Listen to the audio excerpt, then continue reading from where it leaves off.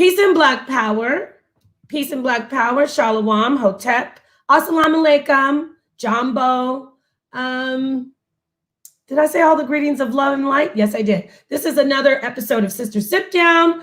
I am your host, Napah Shadah. I'm so glad to all of you who are joining us. I'm so happy to have my co-hosts, hosts with the S on the end, plural, here. And today we are going to have another wonderful build.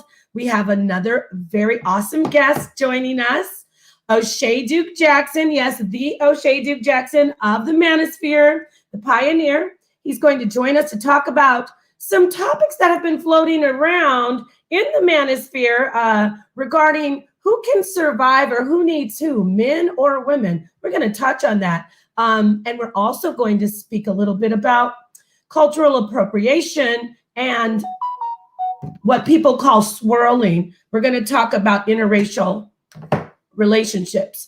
So without further ado, I'd like to let y'all know that I am sipping on a probiotic Kavita. It's like kefir water, lemon, ginger. I love this one. I love this one very much. So I'm sipping on that today. As I said, I might switch up to some wine. Depends on how the night goes. And I will pass this over to my sister Shika. So we'll go around, let everybody introduce themselves, and then we're gonna bring the brother in. Okay, Shika, what are you sipping on? And introduce yourself. Hi, I'm Shika Atiba, and I am sipping on wine after making it through the Texas storms. Okay. All right, we're gonna talk about that too. We're gonna bring the brother in first, and then we'll get that at the end. Shika was there. She's there, so she's gonna give us an update. All right, Letitia. Hi, sis. How are you? What are you sipping on? You look good. Thank you, Queen. Hi, Napah, Shika, Talia. Hello to the chat. I'm having Stella Rosa Black. That's my favorite. And I'm just ready for this discussion, girls. Yes. Awesome. And Talia, shalom, sis. You're muted. Oops. Shalom. Hi, beauty. So what are you sipping on? I'm sipping on another hard seltzer this week. This week I'm Wild Strawberry Bud Light. Oh, wow. You look gorgeous. All of you ladies look so beautiful. Shika, everyone. So, yes, without further ado, we're going to bring our brother in. He's so awesome. He's been waiting in the back. So welcome to O'Shea Duke Jackson. Hello. And O'Shea, this is real clapping. This is real applause. No sound effect. Okay? So, hi, how are you, brother? I'm doing pretty good. Thank you for having me. Oh, thank you for coming. So you are in another country, right? Yes. What country are you in? I'm in Poland right now. Wow. What's the weather like? How is it there? Is it freezing? Oh, yes. It's very cold. Wow. So O'Shea. Very, very cold. O'Shea, you stayed up super late for us. So for that, we already say thank you. We're going to give all our love and thanks before the gloves come off. I'm just kidding. The gloves aren't going to come off. The gloves aren't going to come off. But it's late there. So brother, I want to jump right into it. We need to pick your brain before you go to sleepy time. Bye-bye. So what do you think about, I told you I'm jumping right into it. Everyone watching, if you don't know who O'Shea is, he is one of the major players in the Manosphere. He is the other half of am I right, of the pioneers? It was you and Obsidian, correct, brother? Or no? It was 3 guys, but 2 of us are left. Oh, okay, 2. Yeah. So, and Obsidian has his channel. It's huge. It's awesome. If you want to go and learn a little bit about what men out there are thinking, ladies, go to his channel. What is it? O'Shea Duke Jackson. That's your channel. And he has the, I don't want to say it on my channel, but it's NIGGA Flicks. It's hilarious. Oh, the Celebrity Junk? Yeah. And Celebrity Junk. He is a very talented, very intelligent brother. However, we need to talk to him about what's going on in these YouTube streets. From what I've heard, a couple of your counterparts, your cohorts, are saying that men don't need women. Women need men, but men can do just fine without us. Have you heard that? I believe that was Kevin Samuel's show. If it was like not last night, the night before. Last night, I think it was. Was it last night, Chica? Ladies, you can unmute if you want. Was it last night, Chica? It's been the past week. Oh, it's been ongoing. She's been monitoring it. Mm-hmm. So, No, brother made a post. Brother, I can't. No. Okay, this is our resident feminist, O'Shea. Okay. Chica is a professed Black feminist. So, brother, what do you think? I want to ask you, and it's all love here. Even if we don't agree, we don't disrespect, we don't get into all of that man bashing. It gets a little heated sometimes, but never disrespectful. So please just be yourself. What do you think? Do you think, brothers, is that true what Kevin is saying? I think that you have a great percentage of men who are leaning towards what Kevin is saying. May not have been so true 20 years ago, but I would say, especially, Black men that are in the blue collar, some of the guys that are doing pretty good for themselves, that they definitely feel that. That's probably very accurate. Not all guys, but there's a great percentage of guys. I don't know the number, but if I were to ask like maybe 100 guys, I would say maybe an African-American, maybe like 80 or 85 guys would say the same thing Kevin's saying. So 85%, huh? That could be a low number. Wow. So let me get this straight, because what I heard Kevin say, our brother Kevin, I heard him say, first of all, let me say, I get the frustration. I get it that women, and I'm gonna bring all the sisters in, especially Sheikah. I get it that feminism has taken a toll on men, and that's not just Black men in general. But what I'm hearing is that women are just useless. We'll die if we don't have a man there to help us. For me, I don't think it's about either or. I don't think a man can survive without a woman, and I don't think women can survive without men.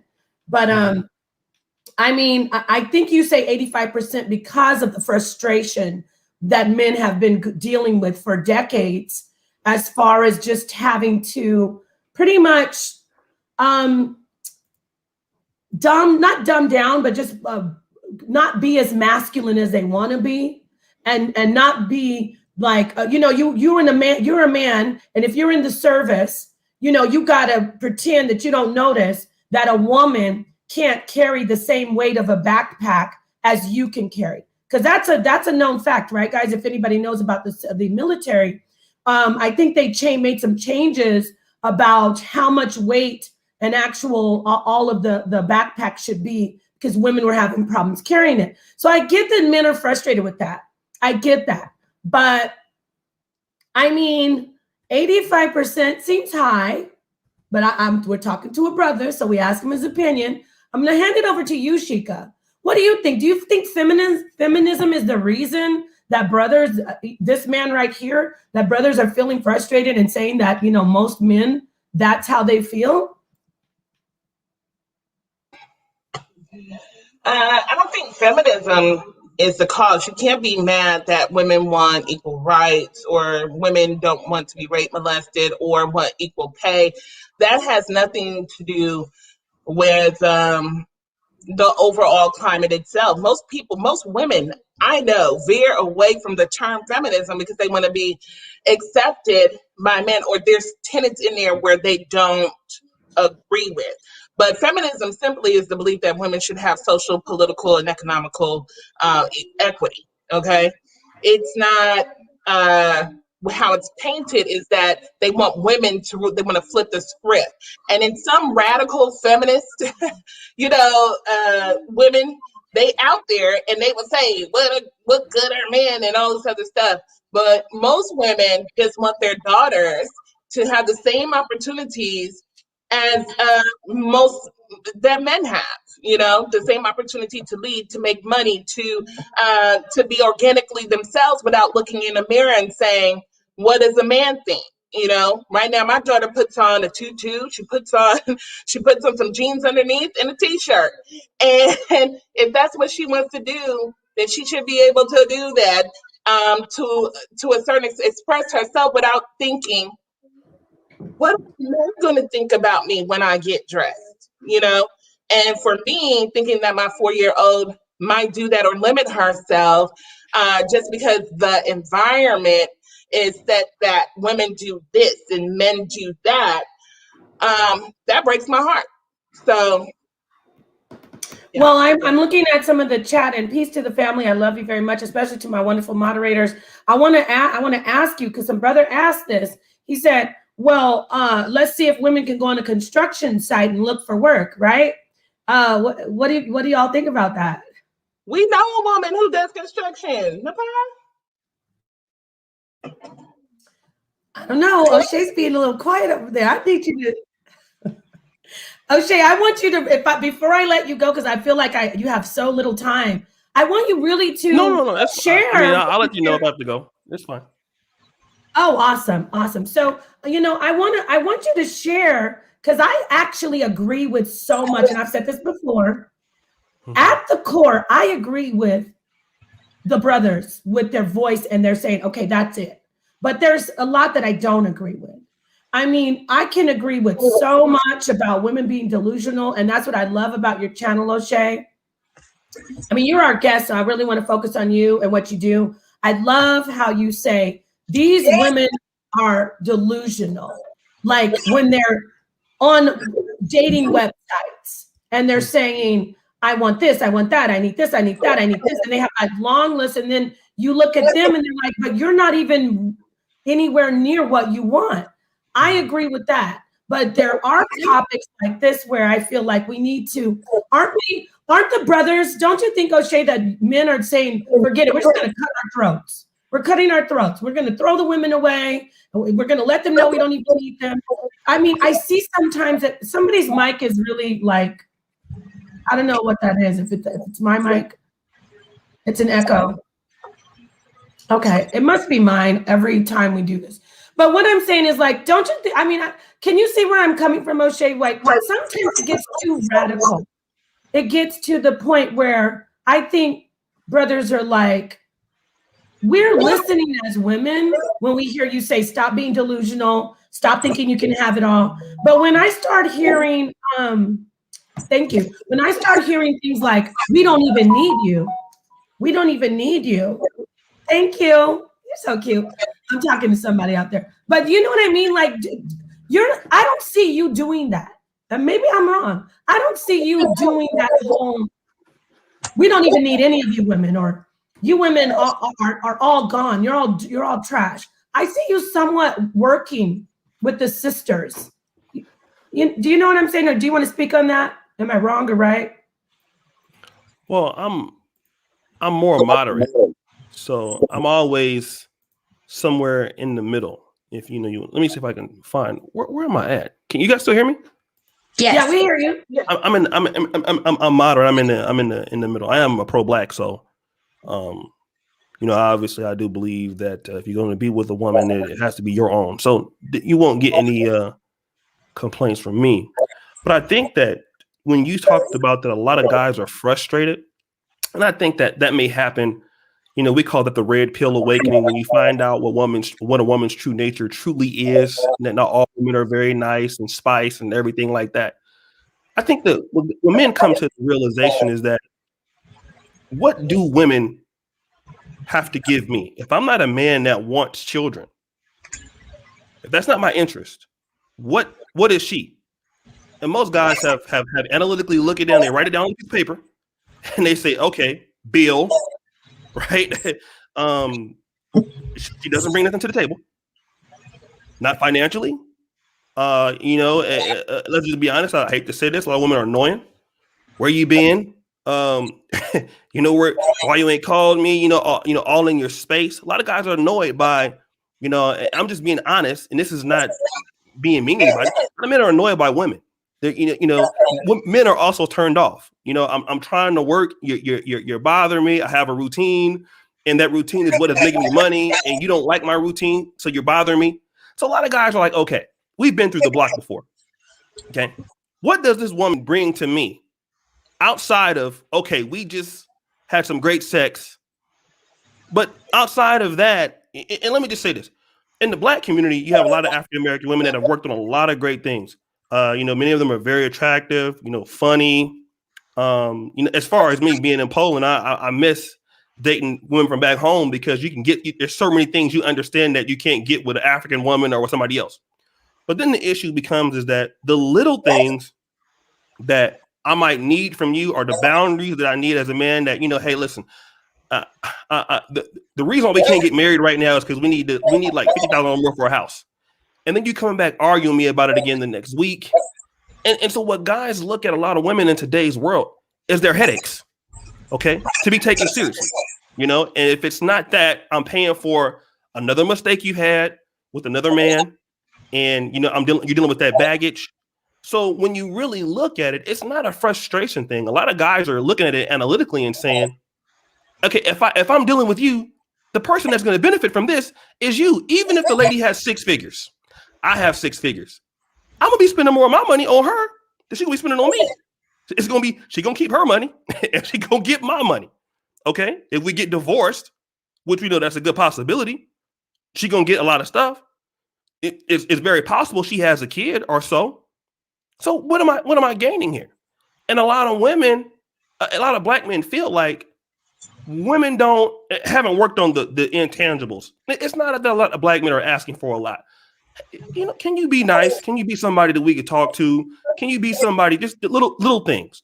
I know you've worked on the big things. What about the little things? And a lot of women that I've felt in this generation don't feel like they need to do so. So a lot of Black men are now saying, look, I'll just, do what I'm going to do because, hey, my life is actually a lot more free because I ain't dealing with, a lot of this stuff. Because a lot of Black people are not prepared for marriage. Let's just be honest, our serious relationships. She's coming from a single parent home. I might be coming from a home that might be, a little bit ever. And as a guy gets older, the patience gets less. We see those red flags. You know how most brothers are. Once we see, because we've seen most women before we've met you. We've seen you before. So you might be light skinned, dark skinned, but those qualities, we've seen those. So after time dealing with that, you just like, you know what? As far as something real serious, it's just not gonna happen. And so a lot of guys have come to terms with that. Not that they don't want marriage, but for a lot of guys are saying, listen, I can do, like Black women have been saying, I can do better by myself also. And there's another side to the story. It's not a female side. A lot of women are annoying. Okay? A lot of women got a lot of drama. A lot of niggas is tired of that shit. Like, leave me alone. A lot of Black men are like, leave me the fuck alone. I mean, like, you bothering me, you nagging me, you calling me. I'm trying to do some. The R.I.S.E brothers made a song called I Got Work to Do. Now you're damned if you do, damned if you don't. Black women don't want you to be lazy, don't want no brother, man. Guess what? That man got to go out there and work. If he got to give you the lifestyle that he wants you to live, he got to work. But you're not giving me enough attention. Why are you telling me? I already told you. And this is what a lot of guys are thinking about. Like, listen, I'm trying to do this for you, but they don't understand the plan sometimes.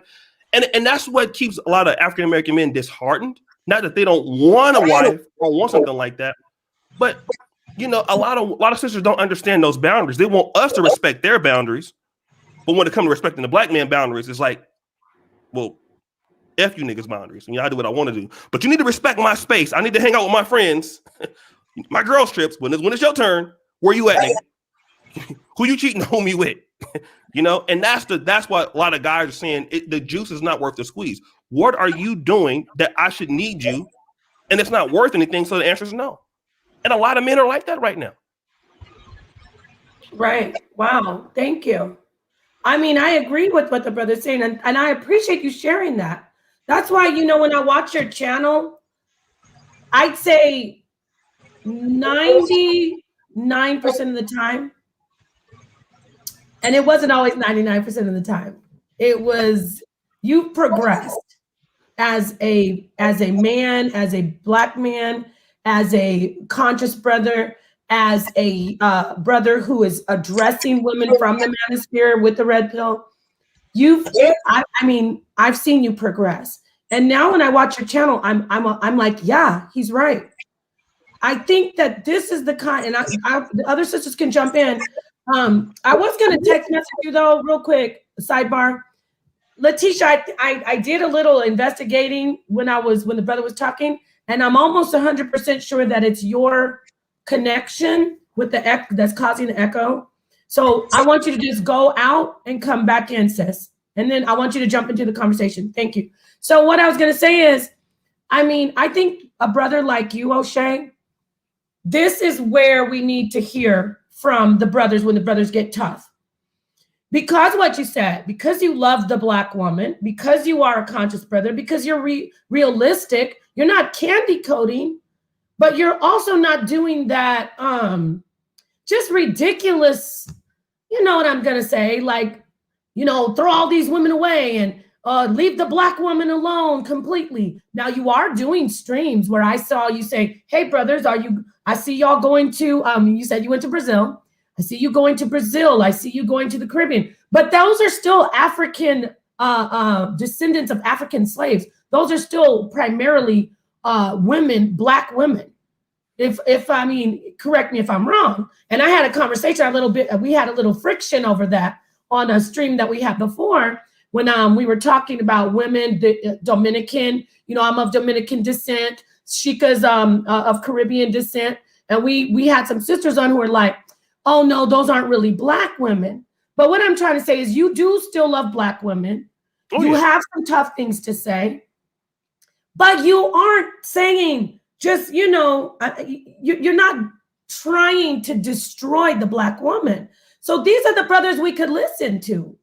I mean, I'm not trying to, you know, gas you up or, you know, have people follow the manosphere, sisters drop everything, follow the manosphere. But I'm going to tell you what I see as a sister. Now, I don't know about you, Shika or Talia, and I'm waiting for Letitia to come back in. But have you ever tuned in? You heard how the brother just expressed himself. This is what I hear from him. We need more brothers like this. And I also see my brother, Black Ram, O'Shea. He's progressed. He's getting a little bit more, you know, he's making sense because I'm not going to lie. A lot of brothers have gone from the whole red pill. I just want to tell you that I'm sick of feminism. Tell you I'm sick of these women thinking that they can have everything they want, to just throw the whole woman away. Like just, you know what I mean? So I appreciate you. I do. I appreciate you. I'm gonna let y'all jump in and, you know, add your piece or comment on what the brother said, but I really do appreciate what he said. I agree. Ladies? Okay, I was listening and it was like the annoying things is asking where you been, what you been doing. That's like the normal thing you do with anybody who lives with you. And I mean, even when I had roommates, we asked where you been, what you been doing. Why? Because if somebody said, where's so-and-so? And you don't know, specifically if they're family or something, it's like, how come you don't know? How come you're not involved? You know, so that's just a check-in for safety and security to know where you've been and what you're doing. It's not, oh, you answer to me. I think it's a we answer to each other type thing. And then as far as what women have to offer, what are you dating for? What's the qualifications or what's the screening process for our men besides the out of appearance, which is being pushed right now? What can anybody bring to a table? You know what I'm saying? Women don't necessarily need men for money. 80% of women are breadwinners in their homes, okay? So it's not the money aspect. People want companionship. People want a relationship with somebody. Women can cook, clean, do laundry, and take care of their children. And I wouldn't recommend taking care of your children alone. That is, something that is clearly not the design. But women have been doing it. And so it's like, what is the qualifications that we're even looking at to screen a woman to say that she stimulates me mentally, she stimulates me emotionally, she stimulates me spiritually, she'd be a great mother to my kids? How's that being screened? Because the big booty, the big chest is not a good screener for that. And I guess I would need to know what the little things are. You said a lot, but what specific little things are so bothersome about a woman, or she cannot possibly add value to your life?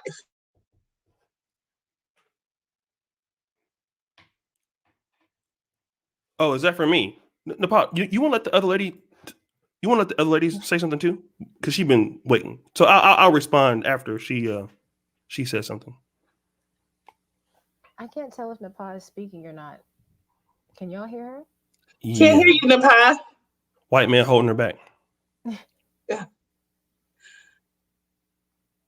We can't hear Napah, we you. can't hear She you. going in. She going in. She got the neck gestures and stuff. This brother is so freaking hilarious. You know what? You gotta be. You are oh my God. I don't know if you are an actor or a comedian. I know you're going to medical school, but you are the funniest person on YouTube. Like, I'm talking to you, O'Shea. You killed me. I try.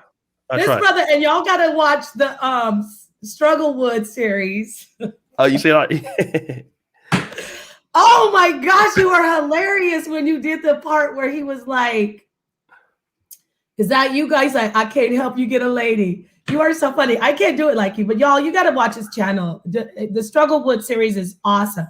So Yeah, I saw the person. But anyway, what I was saying is thank you for the donation. I didn't even expect that. That is so awesome. When you see you got a lot of people, I don't know if you normally hit this number, but we got the manosphere that I shared this. A lot of them came over.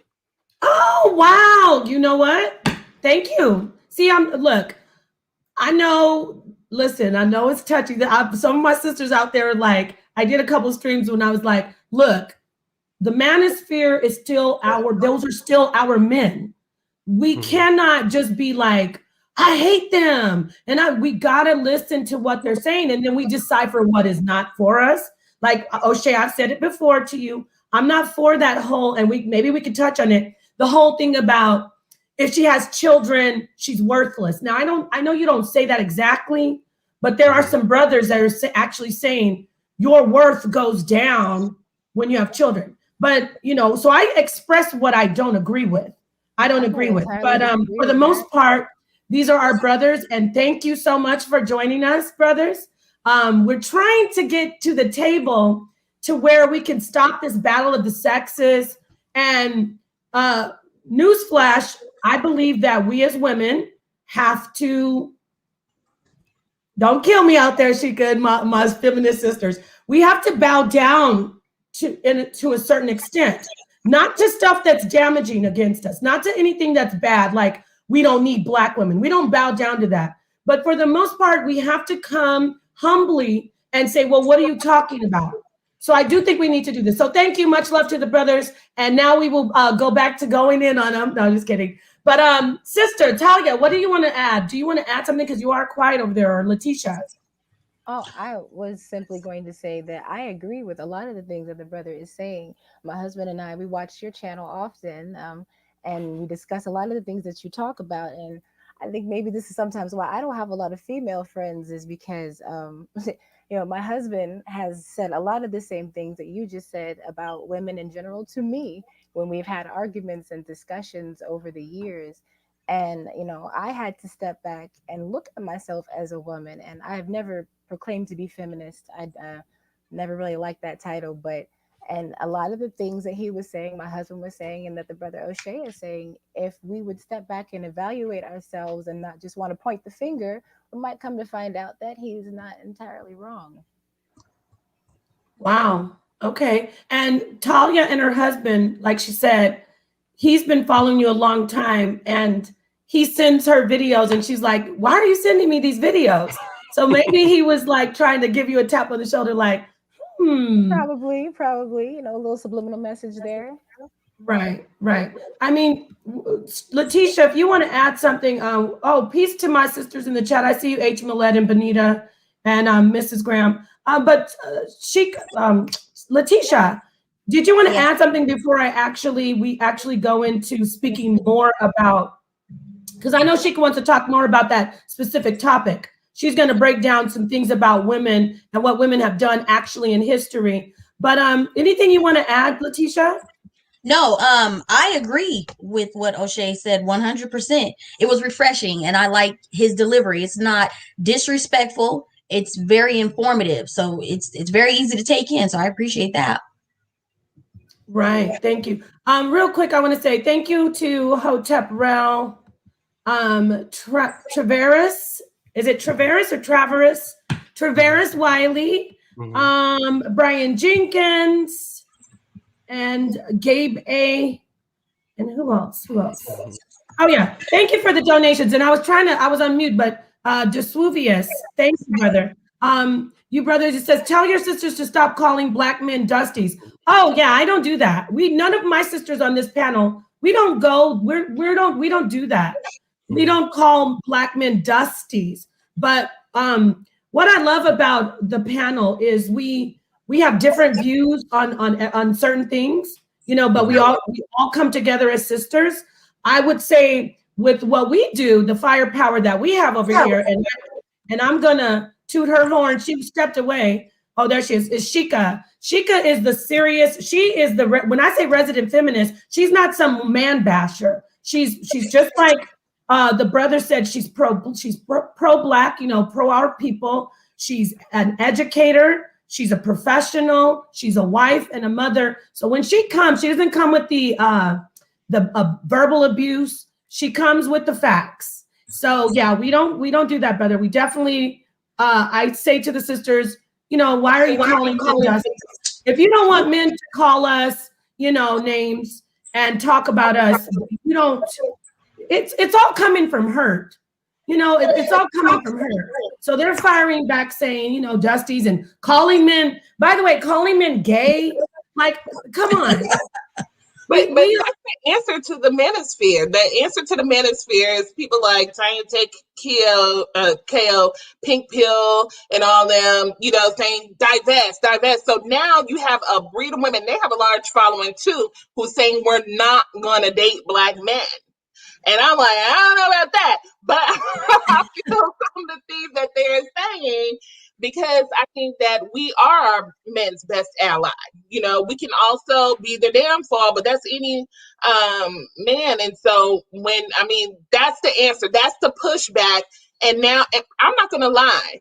I am afraid for my daughter to grow up in a manosphere world. You know what I'm saying? We can look at stats. We can look at the chat. Sometimes they're calling on violence for women. And we know the stats that any woman, her ability or to be harmed, it rises in the proximity she is to a man, And it's like, okay, we're already dealing with that. And now we have the manosphere, like devaluing, because you don't kill, molest, or rape anybody you value. You just don't. And so now we have the manosphere coming, and it's doing that. And there's actual men out there who say, you need to be smacked in your mouth. These are things I read. You need to be smacked in your mouth. Yeah, these bees and all this other stuff. And that to me, it screams danger. But yet that is the answer, divestment. And it's like, huh? But it's going that way. What do you think about that, O'Shea, when they say divest? When these women who say they pretty much, they have their platforms because they're appealing to the black audience, right? Mm-hmm. So what do you think about when you hear black women who say they are appealing to the black audience and black women? As a brother in the manosphere, what does that translate to you when you hear them say, just leave black men alone? I really don't care. I'll make videos and in fun of it. It doesn't bother me because, I'll just be, in my opinion, African American men are going to have market share regardless, so it doesn't matter. I believe that that those women that are saying that, if you really, look at those women are 30, 40. These are not younger, attractive women, in my opinion, that are saying this. Mostly, it's women that are mid 50s. Not saying that they're not attractive, but with black kids trying to date white men now. So that's what what actual market can they attain? So we really don't pay any attention to that. It's not important. But certainly if they I don't think black men wake up in the morning like, wow, there's a group of. It's fun to make fun of them. But let me just say this. She says a few things. 80% of women are breadwinners in their home, so money's not important. Well, if I'm the only person that's working in the home, it makes sense. A lot of women are single, so they're not in relationships or married. So it would make sense that they're the breadwinners. The question is, do they make enough money to do things to put the children in the same positions that they need to be? College is very expensive. Living in nice neighborhoods are expensive. Obviously, some women can do that, but a lot of them can't. So I don't know where she was going with that. Now, this whole idea about, the manosphere, you're afraid for your daughter, killed, raped, devalued. I need to see statistics that, because of the black manosphere, black women are being killed, raped, and assaulted. I think all of that is, those are allegations, and we know that she doesn't have any proof to prove that. It's just, that's kind of more or less how she feels without any proof. There's nobody out there that have been arrested. You know what? I was watching the Black Manosphere video, so I went and beat up 4 45-year-old women. That's not what the case is. Now, obviously, there's people on YouTube that will advocate for the hatred of black men in the divestment circle. You should abort those black men. They should die. When Kobe Bryant passed, there were black women talking about how other black men should die like that. So on both ends, there are trolls, but certainly there's no proof to show that our content is causing black women to be hurt or harmed. And again, that doesn't stand on anything that's logical. But in my opinion, to what she asked was a great question. What are the little things? Because I think what she's trying to do is reduce an African American man to what we like is just boobs and breasts. That's what we're picking a woman based off of this. But if you even look at some of the NBA players who have a lot of money, look at Chris Paul, look at LeBron James, those black men that are married to African American women. Those women are not exceptionally attractive, are exceptionally stacked. Those women have really good attributes of, let's just say, when we talk about femininity, understanding how to understand this guy's personality, being a helpmate to this guy. He understands her, she understands him, being a person that's able or open to have a relationship. We got to talk about that. A lot of women in the black community are not even emotionally available. The guy is perfect. I mean, a lot of beautiful sisters, very attractive. A lot of women in Black America are emotionally unavailable. They can go through the ropes of maybe even having sex with you or anything like that, but emotionally unavailable to have a relationship, period. It happens. A lot of women go through this because it's somebody else they like. But I think that the little things that black men are looking for is some femininity in form of, I know your role, you know my role. The ability to have a conversation, healthy conversations. Black men like healthy conversations all breast, because after a while, if I can just be completely blunt, after 6 or 7 months of screwing, we'd hit that ass before. So it's nothing new now. What else? Like, how you gonna dress it up? Put it in some lingerie? We've seen it before. So after all of that, we're just gonna be honest. Everybody gets tired. And let me say this. This is true of women also. Women get tired of the same thing. We're gonna be honest. Okay. So what else after that? Okay. Black men like to have fun.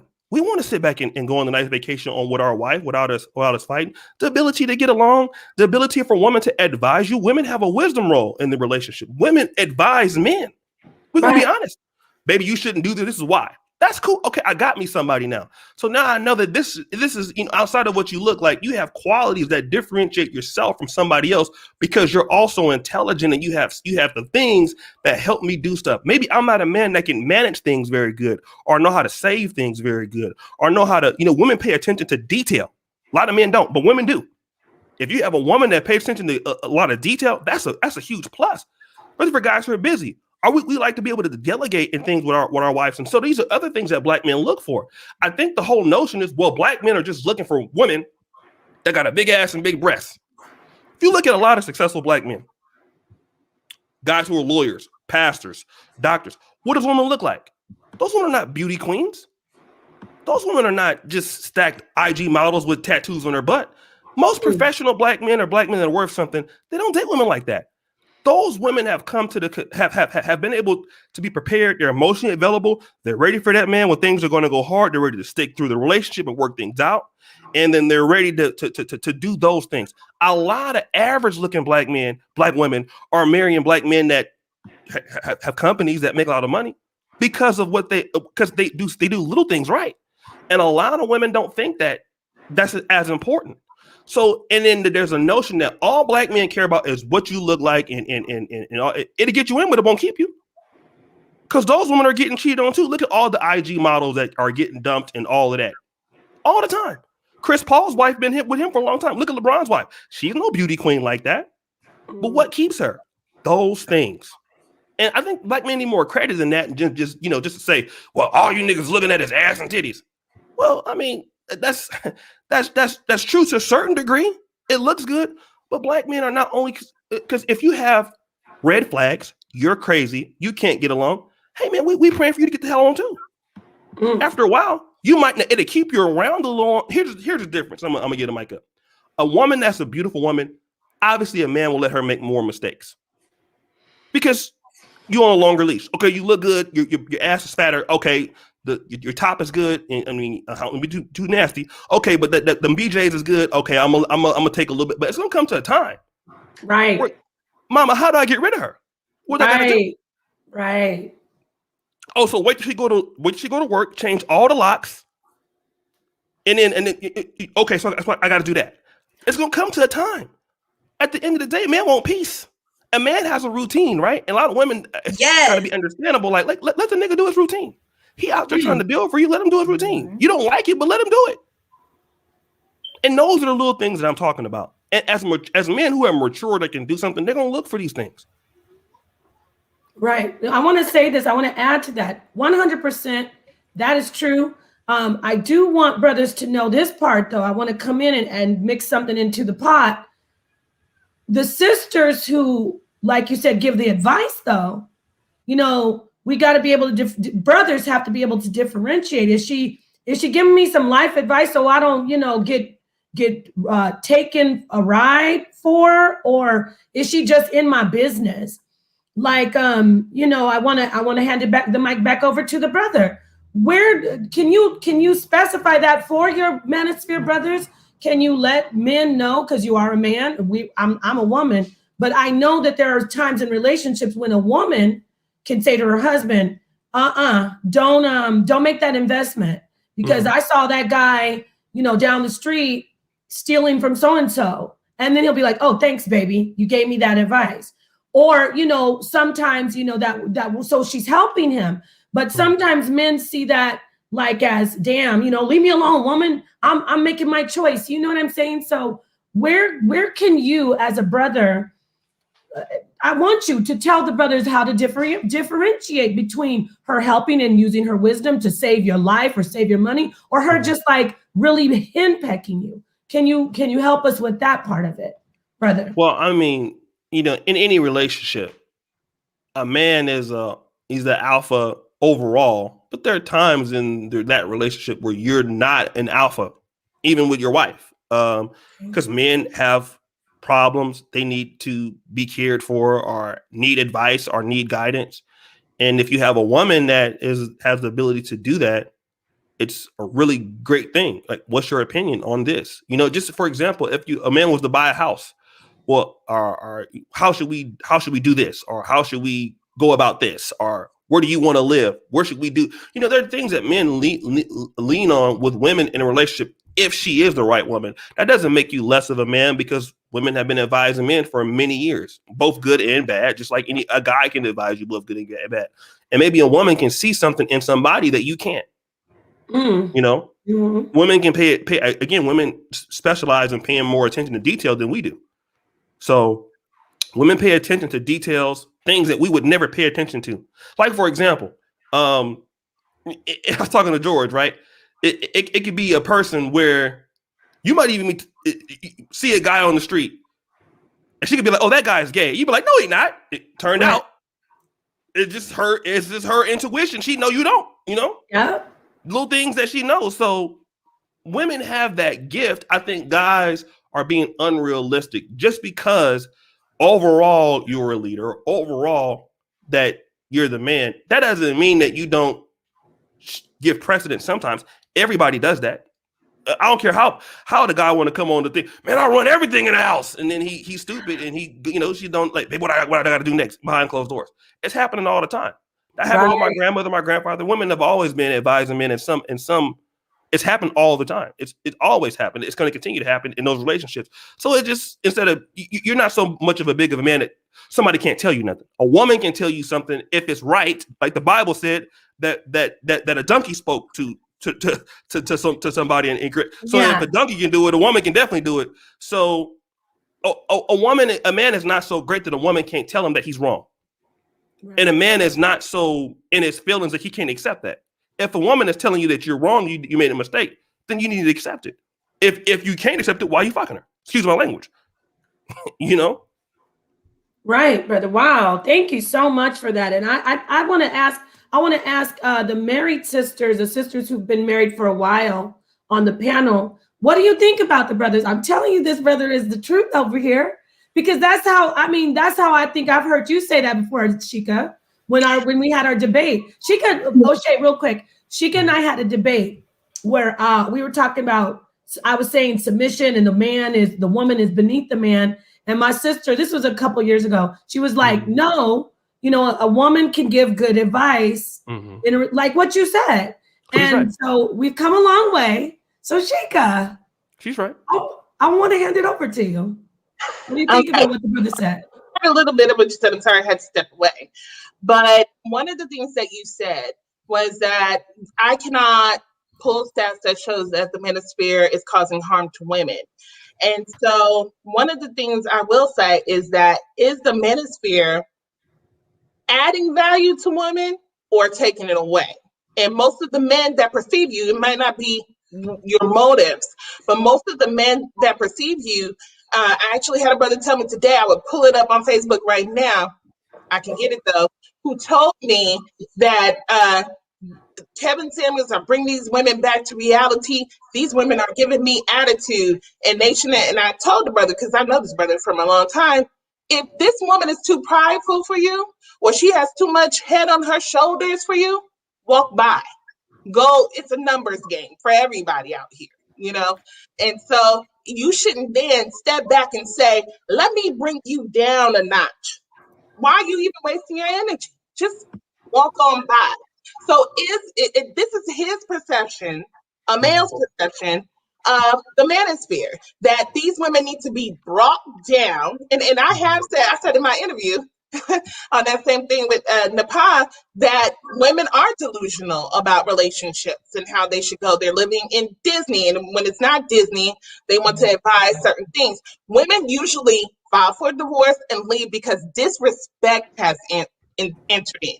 It's not because I'm just unhappy. Well, I've heard people say that, but that's not why they got divorced. It was because the disrespect started to come in to the relationship of the women.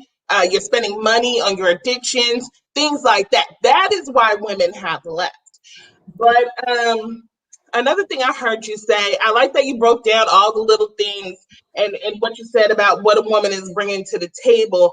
I just wonder why so many men are getting specifically that, where they only can have sex with this person, but they can't build with this person any other way. And I never said that men are doing that in particular. I said that the manosphere, the loud voice coming from the manosphere, is that if you're this age, if you have kids, if you're overweight, then you can't be dating, right? You shouldn't have a future with men. That's the loud noise that's coming out. And so there is no way where I can see that adds value to any woman. Or, what the men are starting to say is that you guys ain't nothing. You think you all that. I mean, even if you just simply defend yourself, or you have a little bit more knowledge, or you engage in conversation. This is what we experience a lot, specifically in the Hebrew community. With men, I had a man tell me to get in my place. You don't provide covering, so you're not going to get submission. Submission is relational. Okay, it should be your brother, your spiritual leader, somebody who is in your life. Who so yeah. I'm trying to. But I do believe in submission because that's just naturally what's going to happen. Like you just gonna walk up on, unless you Rasputia, you're not gonna walk up on a man and freaking tell him what to do. You Mhm. know. So I just want to go over those things, and I really want to know: do you really think that the manosphere in its entirety is the Mhm. place that ups the value of women rather than devalues? That's a good question. I think that because we talk about the manosphere. I want to be specific because there's the global manosphere and then there's the African American partition, which is the black manosphere. I believe you're referring to the second part, right? The black manosphere. I'm the global. Can I global Well, and black? okay, because see the global manosphere, um, it's hard to speak for that. I would say because you can even have with the global manosphere associated with the alt right, if you want to say that, and we know what the alt right is about. I think that in carefulness, I should speak about the black manosphere. I don't think that the black manosphere is adding value to women, but I think that what the black manosphere is doing is giving more or less an accurate description of what you can receive in the African American dating market, where before the value was way higher than expected. And I think that what's happening here and with the pushback is that, this is what is really what you're going to get yourself into on average dating in Black America. I think the Black Manosphere put the spotlight on that from not all women, but for a good partition of women in the Black community. This is what you're dealing with. I think what women have found out is that, oh, well, just because I went to college and I have a degree and I'm an independent Black woman and I deserve this and that, regardless of, what I look like or my appearance or, I've waited 35 to get married.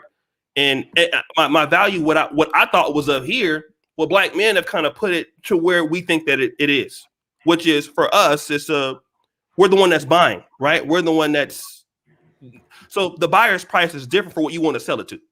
I think now women take that as, okay, well, you're devaluing us.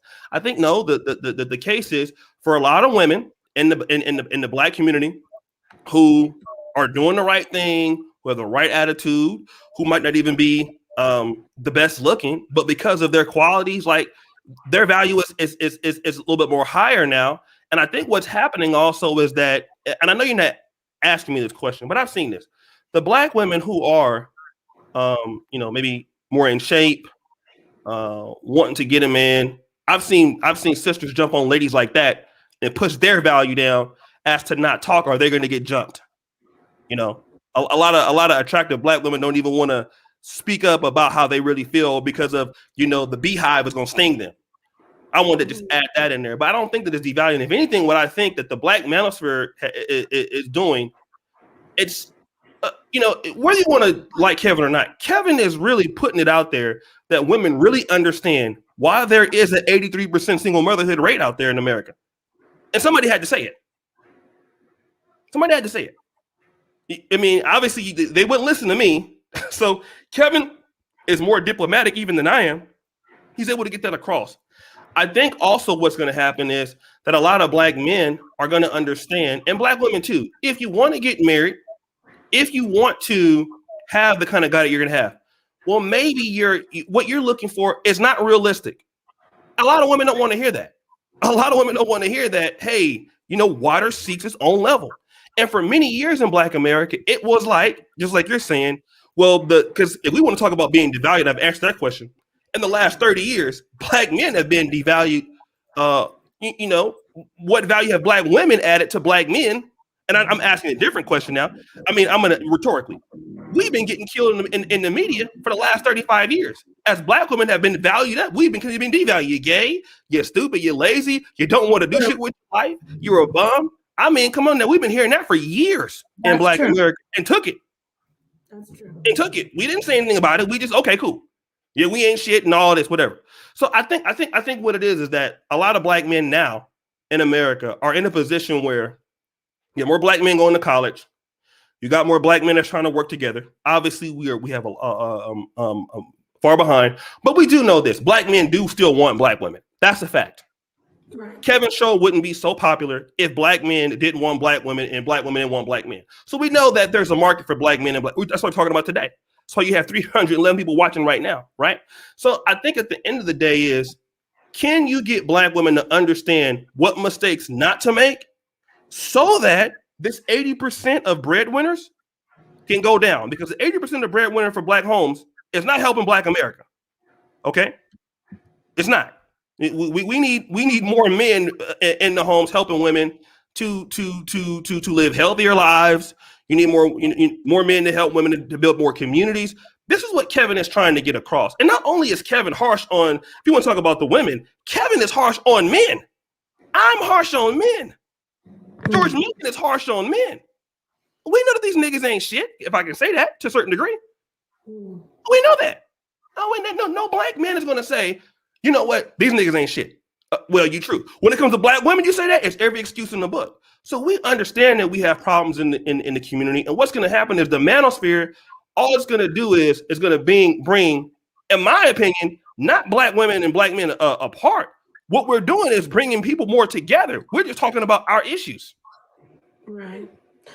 I hear brothers have a voice, and I do agree with you about men brothers have had it, black men are the number one targeted group in all of the world, especially in the Western world, in America. So I agree that we have a lot of stresses on our relationships as black men and black women.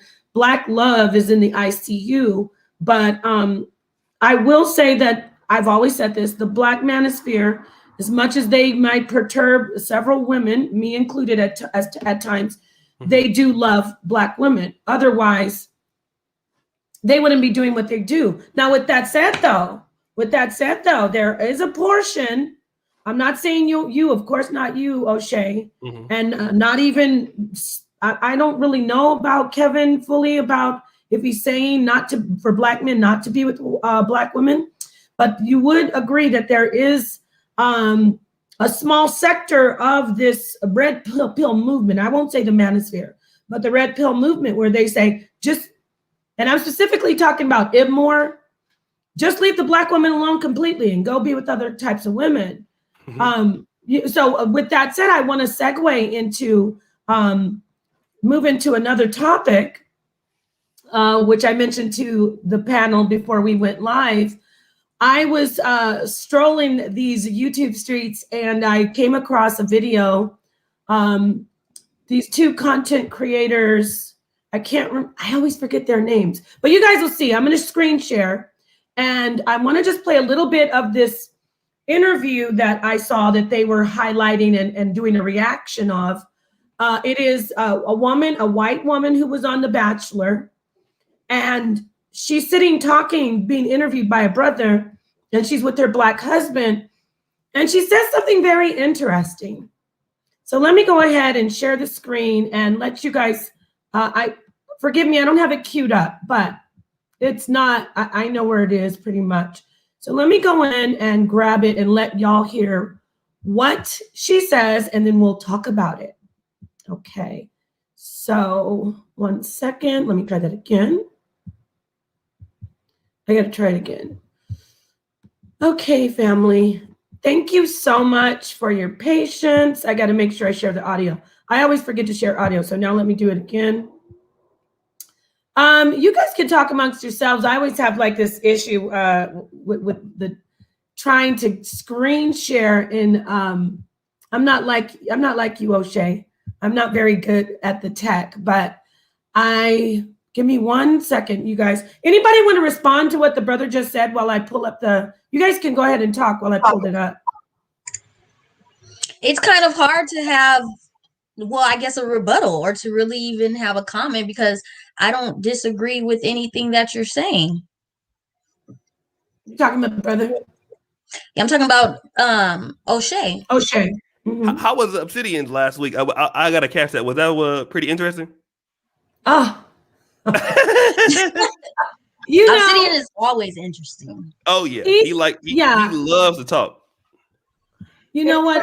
That we never were able to even get this deep with him, and that we are with you right now is like always a comeback. Like, you know.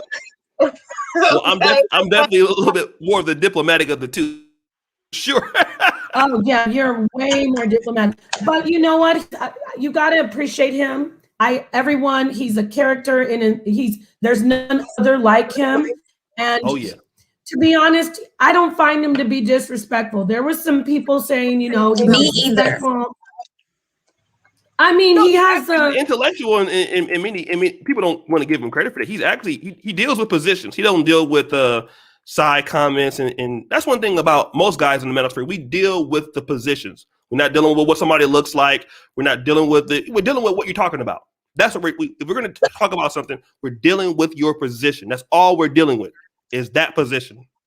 But can you deal with Thank that you for position without talking donating about again. fellatio? Can you deal with that position without talking about fellatio all up on a woman's skirt or all on her left finger? Like, I think Oh, that right. I didn't catch that. Right. Shika, I forgot. There was a moment on the second interview where he did get a little bit, I think he was getting bored. I want to say, I think he might have a little bit of he got bored and then he started talking about some shea butter for sex. But for the most part, I appreciated him we needed to hear his voice and, you know. He's funny. He's a nice guy. So yeah, he is. Okay, I have it queued up now, family. So okay. let me see. Do you guys see the screen? You see it? Yes. Wonderful. Now, if you can hear it, I'm going to play it. Can you hear it? Lost friends based on yes. who you love being awesome. Okay, so let me rewind to where they start to interview our brother, the black man with the white wife. So hold on, I think it's right here. Can you turn it up any louder? Say it again. Can you turn it up just a little bit louder? My audio sucks on here. I need to invest in a microphone, and that's why I talk loud sometimes. I can't. Right. You know what? I think I was wondering about the audio as well. I don't know. I have it up as loud as it goes. So I don't know. I'm going to try to see some. Wait. It's up. It's up as loud as it goes, but you guys can actually hear it. It's just low, right? We can hear it. Yeah. Okay. So let me get back in there. Sorry about that. Okay. So he's going to ask her, I think. I want to get back to the part. I want to go back a little bit because there's two interracial couples on here. One is a black man and a white woman. And one is a white man and a black woman. So I had to say, you know what? My journey of love can't be any different. Okay, so he had asked the sister. I just want to preface it. He says, well, what do you went on there to the Bachelorette and I was rooting for you. And then you picked a white boy, basically. So she's responding to it. Just because the color of my skin is. And people can't judge me for picking someone who doesn't look like me. Have you lost friends based on who you love being a black man? I wouldn't say I've lost friends. There has been a lot of difficult moments with people that I'm very close to that it's been very hurtful, and I don't know exactly how to approach it. I wonder if he feels the same way about her being with him that he does about the black dude being with the white one. Right? Like, it's interesting to me that this topic is coming up. I felt betrayed when I was like, but I never hear black dudes get mad about black men being with white women. No, but I hear this rhetoric. I've heard that hypocrisy where black guys are like, yo, look at this black girl going out with this white. Why is she with this white dude? I'm like, bro, you date white chicks. Why is it different when it's another person? It's not the same thing, you know what I mean? It's not the same thing. I've heard that. I'm like, man, whatever. I don't know how to get rid of racism and just allow them to see him for the person that he is. I don't know how to do that. And that is why I want to talk, because I love it. I'm going to tell you something. I love every moment of it. Why? Because what this promotes is growth and strength in our relationship.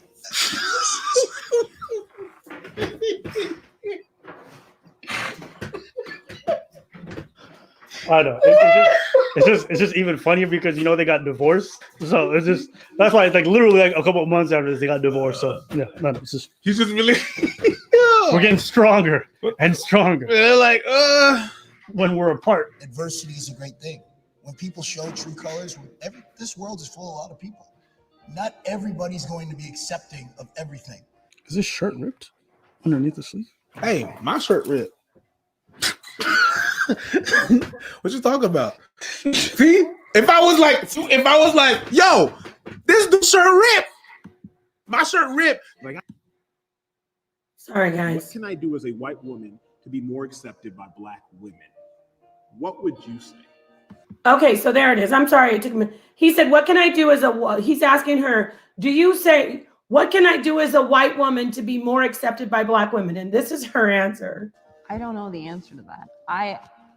I feel like, PK's family and his friends, his family's friends, everyone has been so accepting of me.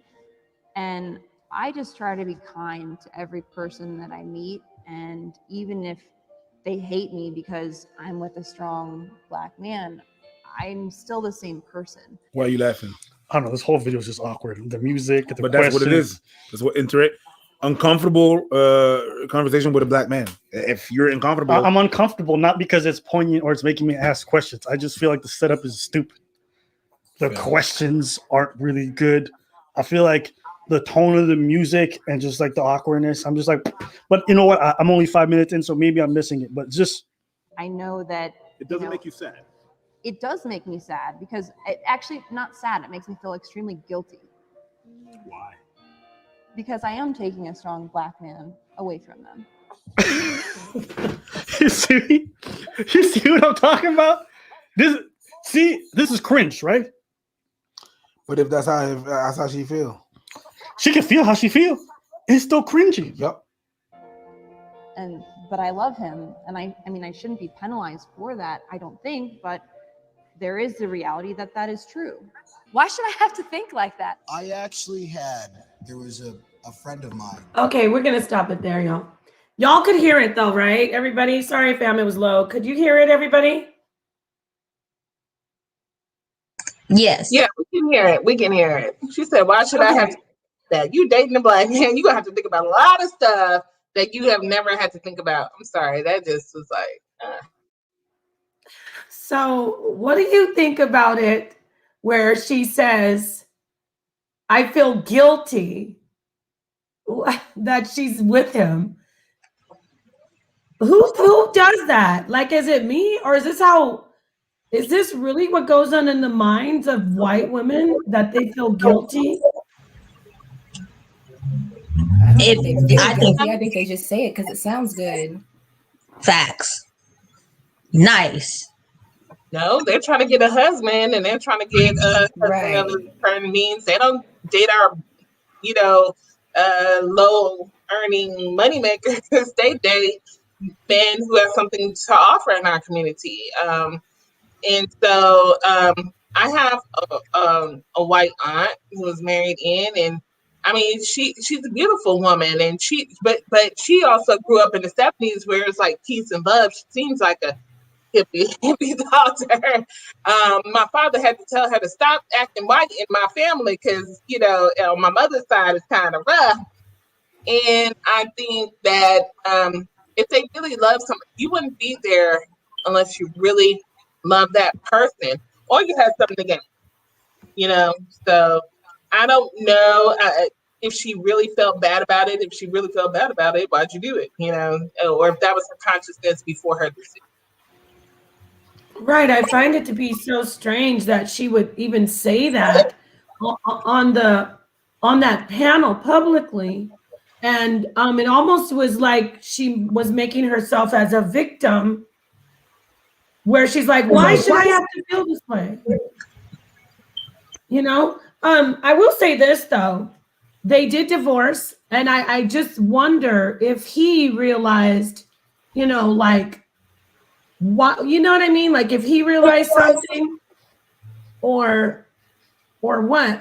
I mean, I'm going to hand it back over to you because I want to ask, I know you've talked about swirling in the past, O'Shea. I want to ask you what your reaction is to what she said, brother, as our guest, our male guest, a black man. What's your reaction to that?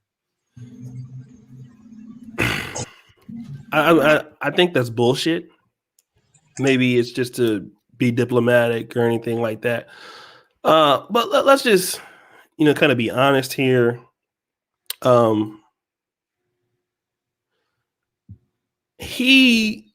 Me and George Macon had this discussion about Russell Wilson the other day. And, you have guys like myself who went on to college and, professional school and things like that. But we can still, we have a little bit of charisma. We could have the ability to communicate, with the, people in the hood or people in the regular America and stuff like that. This seems like an African-American guy. If he is that, he could be, emergent black, first generation African or Caribbean. This is probably a guy that doesn't have a lot of market in Black America. It's not saying anything about what he looks like, but if you could listen to like what he sounds like, he's probably a guy that doesn't, he probably can't appeal to a lot of sisters. And so when she's saying that she's taking a strong black man away, I think most black women are looking at that maybe as like this is a guy that we really didn't want in the first place. That's kind of how I would take it.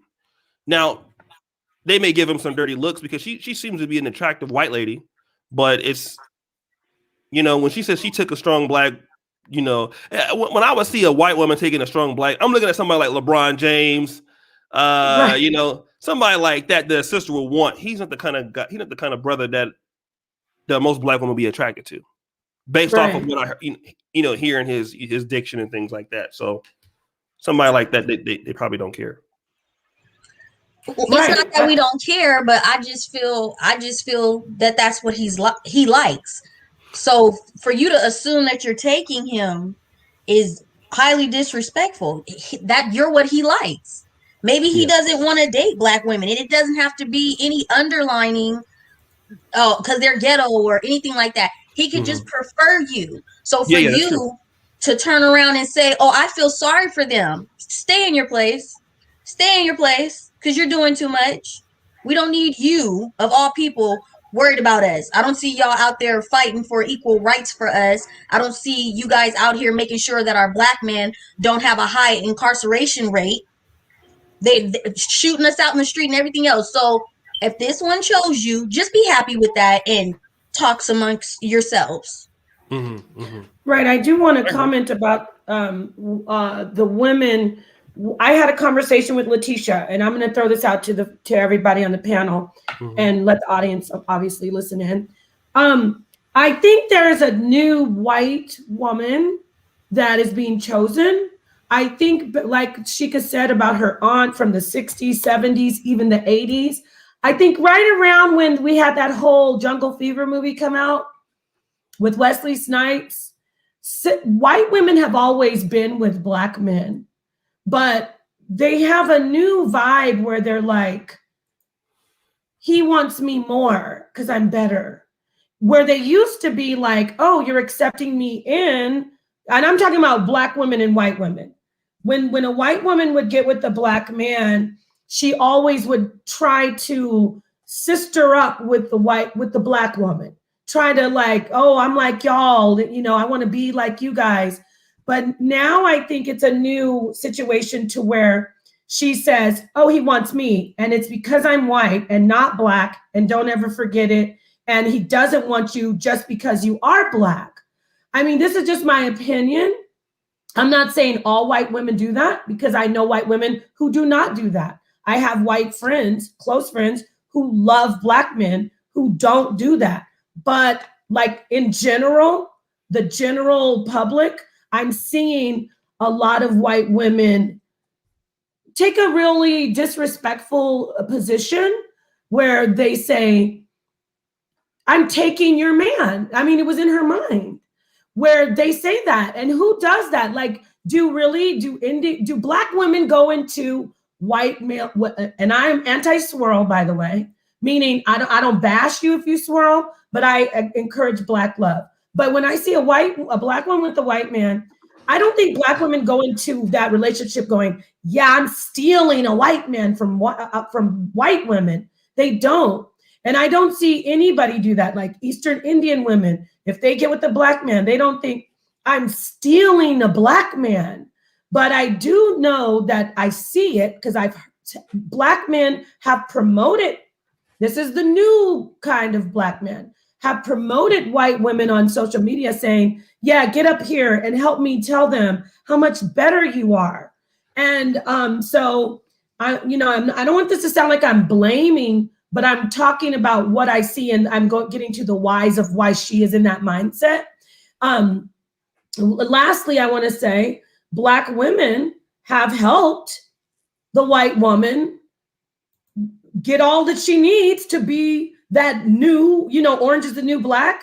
Well, white is the new black woman. You've helped her. You show her how to, this is what black men like. Oh, wear your hair like this. Oh, girl, let me show you how to do cornrows. Oh, he likes a big booty. Oh, no, don't say that. And then you want to sit back and complain and be like, because there are, somebody in the chat said it, there are a lot of black women saying white women are stealing our men. So you want to sit back and complain that black men are with white women. So, I mean, y'all don't have to agree, but what do you think about that? Am I onto something? Is it that the new white woman is really thinking I'm better and he chose me because I'm better than black women?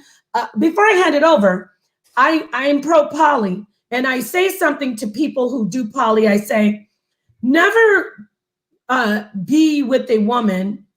I say that to the brothers because you're comparing her to the other woman that you're already with. And I say to sisters, never get in a relationship with a woman in mind, like thinking of a woman that your man is with, because it's not about you. It's not about you and him. You're thinking about the other woman. So with the white woman, she's really thinking about the black woman. She's thinking about, I'm competing with the black woman, and then vice versa. So what do y'all think about that? I'm going to hand it back over, but I just want to give you some food for thought. Anybody agree or disagree on that? I didn't hear all of it. Okay. Well, did everybody, no one heard all of it, or y'all agree or disagree on that? I mean, that's just my opinion. I was just saying, I really think there's a new type of white woman with a black male in a relationship. I really think it needs to get back to where if you're going to be in any relationship with a different culture, and I'm not just talking about different races, if you're going to be African American and then you get with a brother from Ghana, you can't come in and be like, oh, he wants me more than he wants Ghanaian women. Right. There's going to always be, why are you worried about the women of his group? Why are you not just worried about pleasing him? And why is he telling you about the women of his group? Why would he compare you? I know naturally sometimes men might be like, oh, well, you don't do it the way black women do it. But I think we have to really be conscious about that. So, that's just my position. So I'll hand it back over to the panel. I'm just saying. That kind of ties into a question that I had for the brother about specific types of women. And my question is for all these things of which you mentioned that black men have issues with black women for, when you find black women from other countries, do you have the same type of issues with them as you do with American black women? That's a good question. Yeah. O'Shea? Do I have the same issues? You're muted. What? Do I have the same issues with black women of other African Americans? No. It's I think that you're dealing with women, you have maybe the same amount of issues, but not in the same. I'm not saying the same amount of issues. I won't say that women are better, but you don't deal with power struggles in the relationship, or as much maybe pettiness? No, you don't deal with the nigga pettiness. You don't deal with that as much. But I think that African American women, they love, they're more affectionate. So African American women are more affectionate, more loving, more sensual. Okay. And I've never dated women. I've heard Latin American women are like that too, but I've never dated. But but African American women are more like, if you got somebody, they really down for you. And they'll help you try to do something. Women of other groups, if you're not from that group, it's hard to know if they really love you for who you are. But if a black woman in America really love you, you kind of know. You know real quick, because black women, if they don't like you, you're gonna also know that very fast.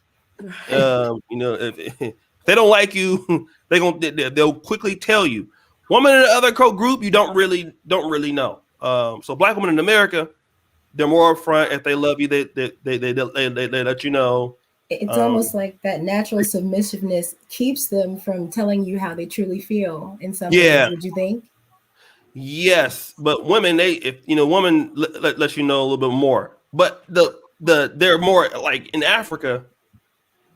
It's a lot more in entitlement in the culture that for as men coming up in the West is looked at disrespectful to us, because they're gonna expect you to do a lot for what we would have seen to be nothing.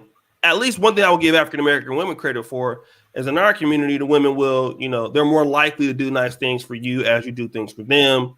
They'll try to give more, do more things for them, especially stuff like that. Women in other groups, I'm talking about black women. I've only dealt with them. They're not like this. That's not the way of thinking for them.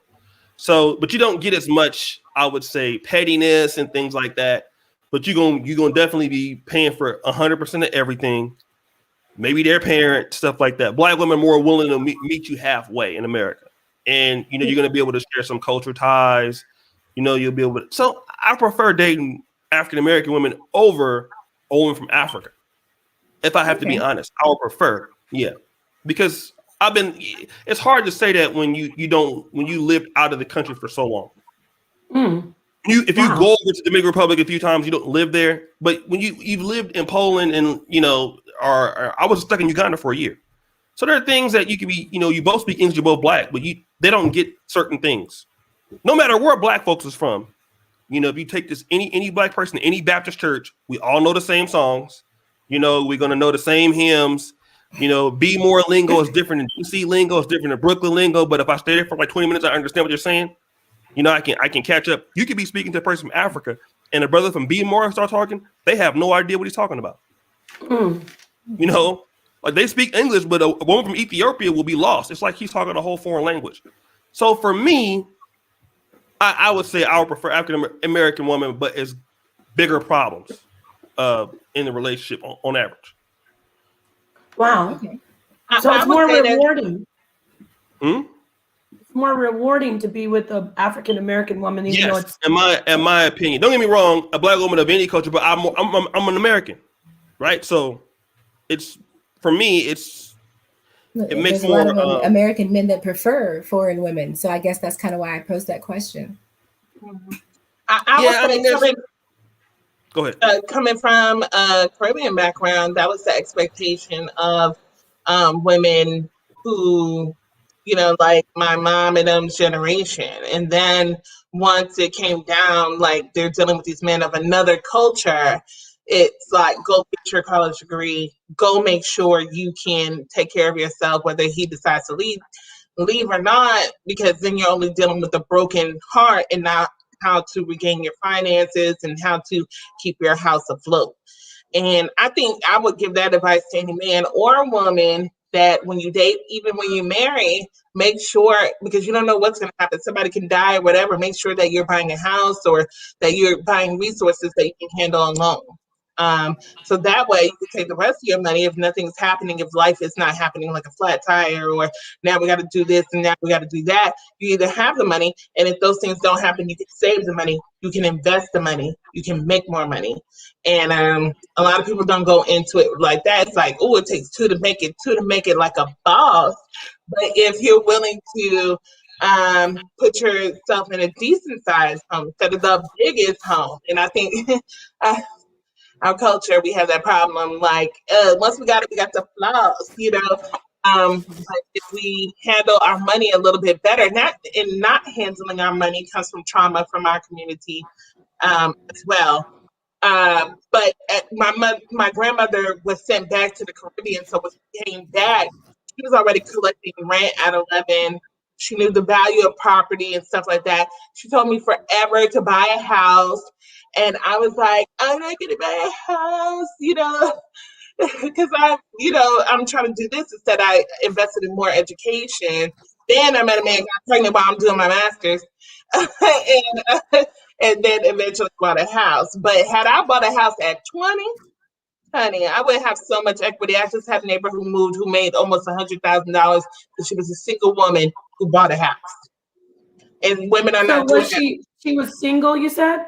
She was single, bought a house in 2011. And so a lot of women feel like if I buy a house, then it's like if the more a professor told me in college that the closest you're going to get to a date with a college degree is the calendar, okay?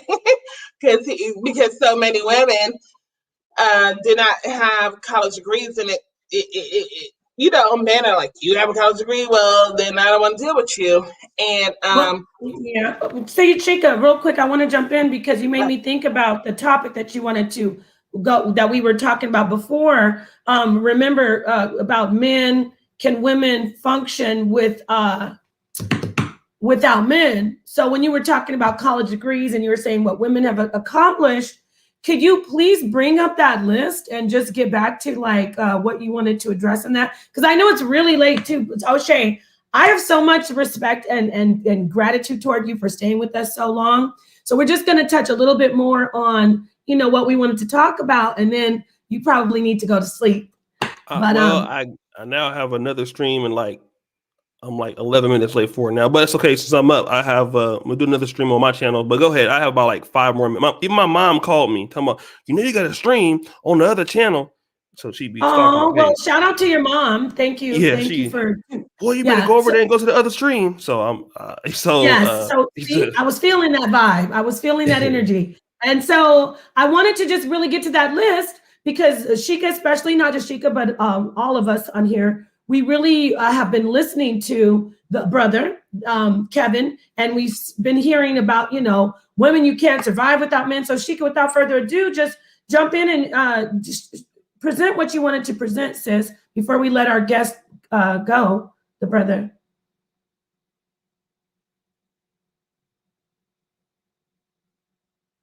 Okay, so it was stated today that in agreement with many of my brothers, who I cannot even believe would agree with such a thing, that women have not contributed to any type of industrialization of America or the infrastructure that exists now, which is like, what are you talking about? And so this is why we have March as Women's History Month. Not only has the history been whitewashed, it has been women washed as well. And we see that even with the creation of the Bible, where I think her name is Thecla, her book was taken out because she vowed to celibacy, and she was a powerful healer and all that. And so, I tried to educate the brothers on what women have done. So we already know that, unfortunately, our education system is failing everybody, which is why we had to read that, what's her name, Catherine Johnson, came up with the formula to get to the moon. I know it's a conspiracy theory in our community on whether people went to the moon or not, but regardless, it's still like she was scrubbed out of that very alleged, if you do not believe in that, moment in history. So those things happen. And so I posted a list. I'm looking for it right now. Of things that women invented. Okay, we have a woman who invented the round saw. Okay, the aquarium, the ice cream maker, the computer algorithm, which we're all sitting on right now. And that was 1843. So that tells you a lot. Submarine lamp and telescope, paper bag and military is part of infrastructure. And so he didn't even break down what infrastructure was. Of course, when we all initially think of infrastructure, we think of roadways, highways, railroads, and power plants. But that is not the only important things of infrastructure. Okay. Paper bag making machine, dishwasher. Let me go through the list. Globes. Okay. People didn't even. Anyway, locomotive chimney. So you didn't even have a chimney to deal with that. System to reduce noise by trains in the upper, when the trains are on the upper systems. Alphabet blocks, a life raft, which saves over 700 lives on the Titanic. The fire escape, which saves lives today. Ironing board, car heater, medical syringe, street sweeper, okay, which was cross-trained in Texas outages to deal with the streets. The first Monopoly game, retractable dog leash, coffee filter, electrical refrigerator, electrical hot water. The reason why everybody is able to have heat is because they have electricity as well, and they're able to get it from a source as electric instead of gas. And gas was shut off during the blackout, since we want to talk about blackouts all this week. So airplane muffler. Central heating, foot pedestal, trash can. And it goes on. So women were actually involved in the creating of infrastructure, and infrastructure does include our education system, which is primarily ran by the workforce of women, but unfortunately in leadership is ran by men. How you gonna have leadership be half and half women and men when 80% of your workforce is women? But that's what's going on. So, women have contributed to this society, and I think the only way that narrative can be pushed is about the ignorance about women contribution to society and how they've pushed us into where we are now. Wow. I really appreciate our sister Sheikah. Thank you so much, Sheikah, for your input. And I think I see some people out there saying, well, those are luxury things. She said a lot of stuff, but what her point is, and I'm not speaking for her, she's right here, but I'm saying my side of it. What her point is that, we've contributed significantly and things that are life-saving. I think at the end of the day, and I'm going to let the brother O'Shea close out and, thank you so much for being here. But I think at the end of the day, what I see from the brother O'Shea, from his channel, from his position, is that we do need each other, but we do need to listen to the brothers as women. And I don't see him or a lot of Black men saying, listen, I'm red pill and I just want to get rid of women. I don't see O'Shea doing that. I don't see a lot of our brothers doing that. I think what they're saying is, you know what, you women need to really stop being delusional, and it's our time. We're fed up with women, being delusional and us just having to sit back and take it. I think if we could just get together, sit at the table like we're doing right now, and listen to each other, we will be able to end the battle of the sexes. And with that said, thank you so much, O'Shea Duke Jackson. Please close out. Thank you so much for bringing your part of your audience over to listen to the sisters and you. Brother, I'll hand it over to you. You're muted. White man hold me back. It was nice to be around all these good looking ladies. It's been a long time since I have 4 women around me like this here. So maybe one more time. So thank you for the guys that came over. Yeah, now I do got a stream on my channel now. Hold on, you niggas, don't forget to give me some of this money y'all done gave these women now. Don't open up the pockets, because I was over here pocket watching. Y'all done gave about $200-$300. I need my money tonight, nigga. I'm not playing. So I need y'all to go over and run me my check. Okay. I need all of mine. I'm not playing. I need, before the show start, you know what to do. Put a credit card out. Y'all know how we do. I need to get paid. I gave it to Napah. No. Don't blame me, brother. Yeah. I need all of mine. But thank you for the donations, by the way. Wow, you know, I'm not gonna lie. I gotta keep it real. I gotta talk give the props where they're due. That's the most donating I've ever had on my Sister Sip Down, and it's from the Manosphere. Now I'm not saying that it's all about money, but it shows that the brothers support. They love and support. So, you know, Yeah, we listen, Kevin Samuel's show is big because of black women. Like, it's not like we, you know, let's just be honest. Look at Jessica X. You know, black men don't. I mean, listen, black men like talking shit about black women. It's fun. I mean, it's just talking shit about women is fun. Let's just be honest. Talking shit about anybody is fun, but talking shit about women and women talking shit about men, that is fun.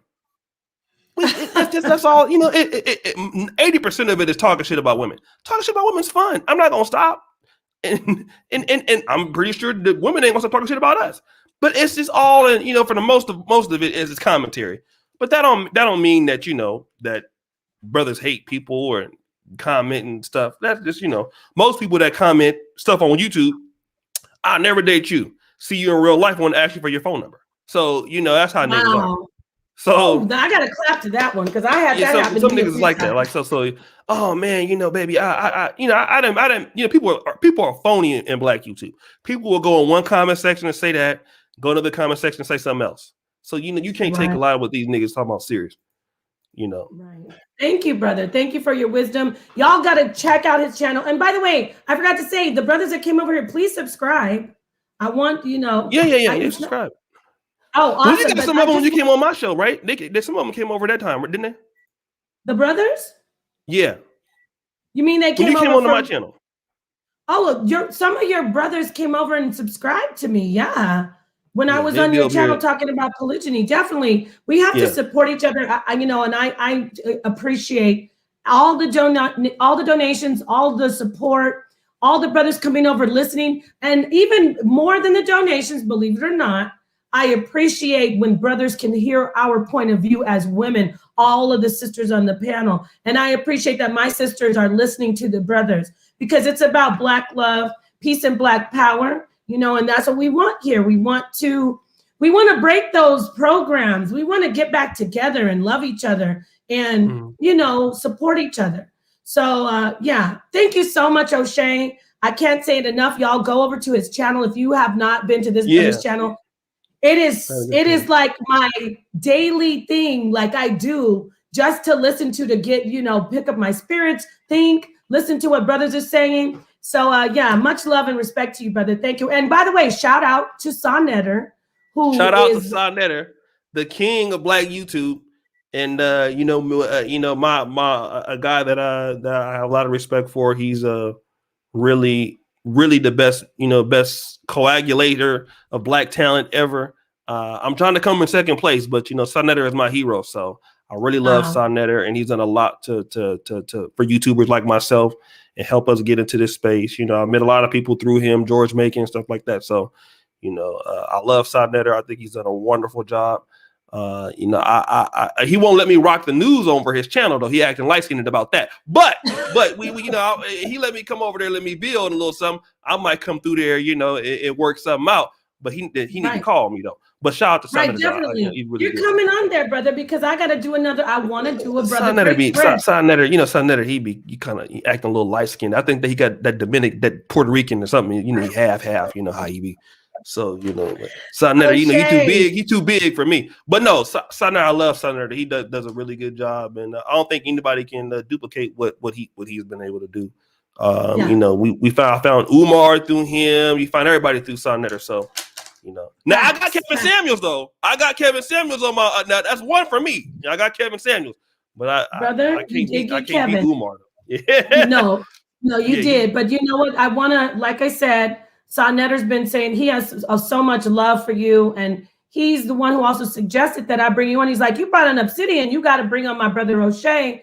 And I want to still do another brother break bread with you, Sonetter, and Obsidian, maybe Polite, even George Macon, the brother, he should roll through. So shout out to our brothers. We support our brothers. You know, Sonetter been running from the sphere on the debate anyway. He been ducking us. Now, see, we hot now, Sonetter. We hot now. So, you know, back then you were now you know we hot. So we gonna come over there and wreck shop. Don't worry about nothing. We gonna come over there, you bring your best guys, and we gonna clean house over on the House of Consciousness. Don't worry about nothing. So you let us know. And we gonna whoop a lot of ass that night. You get Polite. Well, y'all heard it. You heard It'll it be from not O'Shea tonight Jim after we get through with all y'all. We okay, coming. so y'all don't be mad and don't be mad. Don't be mad. Don't be mad afterwards. I don't want you to be mad at us because it's not gonna be our fault. You're gonna debate the black women. Anybody, it don't matter. Nobody over there got no action for me. Not over there. We ain't worried about them. Oh boy. Okay, so y'all heard They've been ducking us for a year. The House of Consciousness has been ducking the manosphere for about a year and a half now. They already know what's up. They've been ducking us. Well, Sonetter, you hear them. They want to debate the Hebrew Israelites and stuff. They don't want to debate us. They want to debate the Hebrew Israelites and the Moors and all that. The manosphere, yeah, we got a schedule next, 2024 and stuff like that. They don't want to see us. They want to debate, Tazariak and them all the time. They ain't got no time for us. They already know what's going to go down. Saab been ducking us for a year. Sonetter's in the chat. We've been calling them out. They've been ducking us.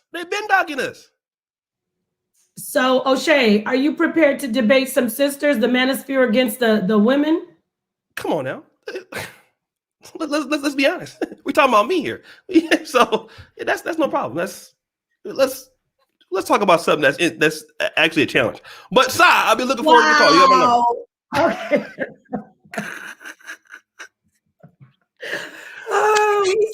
Hey, so y'all, Sonetter, we got to set it up. You hear the brother? He wants smoke. He don't want to just come over there and build. Hey, Sa, and I'm gonna tell you, if you don't do it next month, by that time we're gonna be too big for you, and we ain't gonna come. So we gonna be light skinned. So you got about 30 days, because after that, we ain't gonna know you no more. I'll still give you props, but we ain't gonna respond. So you got 30 days to set this up before we getting too big now. Okay, we'll do something. No, we're really gonna do something. You are so funny. Not funny like clown, but you're funny because you bring out the truth with some humor. But we're gonna set it up. We're gonna do. Hey, if you want to do a debate, we're gonna do a debate. I see one of the hitters. I see Sheikah's antenna going up. Like, if it's sisters against the manosphere, I'm ready. So yeah, we'll set that up, brother. And like I said, much love. I'm sorry to hold you up, but I appreciate you. I don't. Yeah, it was all fun. Y'all know I'm just talking shit. That's what we do. So shout out to No, I love you. He really wasn't ducking us. He really wasn't. I'm just talking shit. We know you're joking. But he brother, I'm gonna take your one offer, brother. What'd you say? No, that might be a good. No, it might work. It might work like the manosphere. We'll do it. We'll do it. It's fun. It's good. We'll come through there. Okay, then thank you, brother. All right, ladies, you want to say your piece? Bye, shalom. The brother has to go do some more work. He's a working man, so I'm sorry you didn't get any sleep, but I really love this stream. This is one of our best builds, I think. And I think that especially Sheikah, because Sheikah watches the manosphere, and Letitia kind of, and Talia, she knows about you. But I think Sheikah, you guys had a pretty smooth conversation. I think it worked really, really well. We'll talk more about it because the brother's got to go. But Sheikah, I'm glad to introduce you to O'Shea, a part of the manosphere that you can at least sit down with and agree with someone. She made a lot of good points. If you have good points, there's no reason to argue that. I mean, if she's right, she's right. I didn't have any issue with that. Yeah. And I feel the same way. If a man is right, he's right. But let's talk about it intelligibly. I feel like a lot of times when I get into conversations, people are up under my dress and asking, if I disagree with you, it's not because of my emotional state, my marriage status, or my degree status. It's just because I simply disagree. But if you can talk about it, you see, okay, for those of you see me with O'Shea, that was what he's. Stop the nonsense. But at least he was giving rhyme to his reason, and when that occurs, then I can listen because I really want to know. And a lot of people think I'm asking questions to be funny, but I really want to know. Like when people had a problem with feminism, I said, okay, so what exactly rights do you not want a woman to have? And nobody can give me any answers, but I'm really asking a question, not being sarcastic. I'm really asking you, what do you not want women to be able to do that men can do? And I never get an answer. So I enjoyed this dialogue. Thank you for coming and gracing us with your presence. Awesome. So I'm going to let him think about that as he is on his other stream, because I know you got to go, brother. I hate to hold you up like this. No. Thank you so much. And then for the guy, y'all still gonna be going on, huh? Still talking? We're gonna talk a little bit more, yeah. Oh, okay. So guys, some of y'all gonna stay.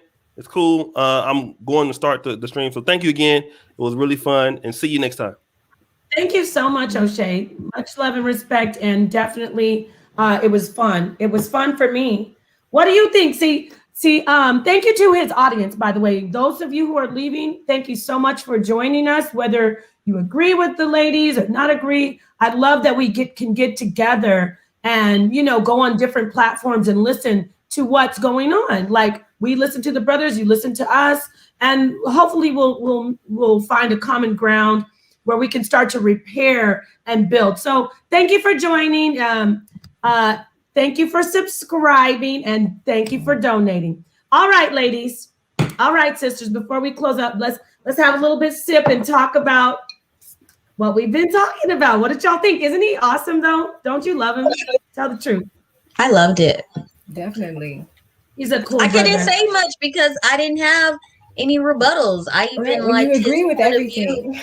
Yeah, I even like his point of view on Kevin Samuels. Like I couldn't put it into words, but he did. Like I don't think he hates Black women, or I just don't. Right, Chica. I like to always value Black women. I don't think that he's trying to tear. Well, he is trying to tear down Black women. He's telling women that they're too high-minded about themselves and they need to bring themselves down and become dateable to the average Joe Black male. And who are you talking about, Kevin? Are you talking about Kevin? I'm talking about Kevin. And so even though I do think that women, I said in my interview that I think women are not realistic, right? But I would never spend or waste my time trying to break down her self-esteem or confidence. Being a Black woman myself, knowing how hard that is to obtain and retain throughout this life and throughout what we're dealing with, But I don't think he means to do that. I think to a certain extent, I think women are not used to cold, hard truth. Like they want it sugar coated. They want it pretty. You can't just say things to me straight out. Like a man, even if a man is dating you, he can't just come straight out and say, you're getting too big. You need to lose weight. That's an argument. But why does he have to paint it pretty? If he didn't meet you that size, why does he have to paint it pretty for you to do what you've already should have been doing? Like to a certain extent, I feel like women are too busy trying to have equal rights with men rather than understanding how much power it is to be pretty, to be feminine. Like love it there. Why are we so adamant about being over there with them? Isn't that what attracts us to the man? That manly thing that they do? So no, we're not trying to be men. We're trying to be organically ourselves without the man saying, this is what I want you to be. And then women come for me and say, a lot of feminists are trying to replace men. Huh? A lot of feminists are trying to replace men, especially all these ones who are saying, I can do what you can do. And even if you come to something as simple as, men don't hold the doors for women anymore. And I know that's something that other people argue about and talk about all the time, and I want it. Right. I want to be treated like a woman. That's not women's rights. And so cat ear feminism, where there's no gender and there's no this, I do not agree with. I'm talking about the right for women to rise socially, politically, and economically, and have those opportunities the same as men do. That is something that I get that, but then not all women want those. I mean, I don't want that. Like, I like being at Plus, home. I don't think. You could Plus, be I there don't should think. you have wanted, right? Plus, If I you don't think wanted to do men that, why are shouldn't you stopping get it? us. I Huh? don't think they're trying to stop us. I feel that women that accomplish all those things forget about the other side of herself. Because I didn't did this and I didn't did this and I didn't did Very much this. So so. you better be here with But this there's with only me. 35% of Black women who have or America that has a bachelor's degree. Only 12% have their master's, and only like 5 have a doctorate. So that is not mostly what most people are dealing with. And I don't think it's about what you have.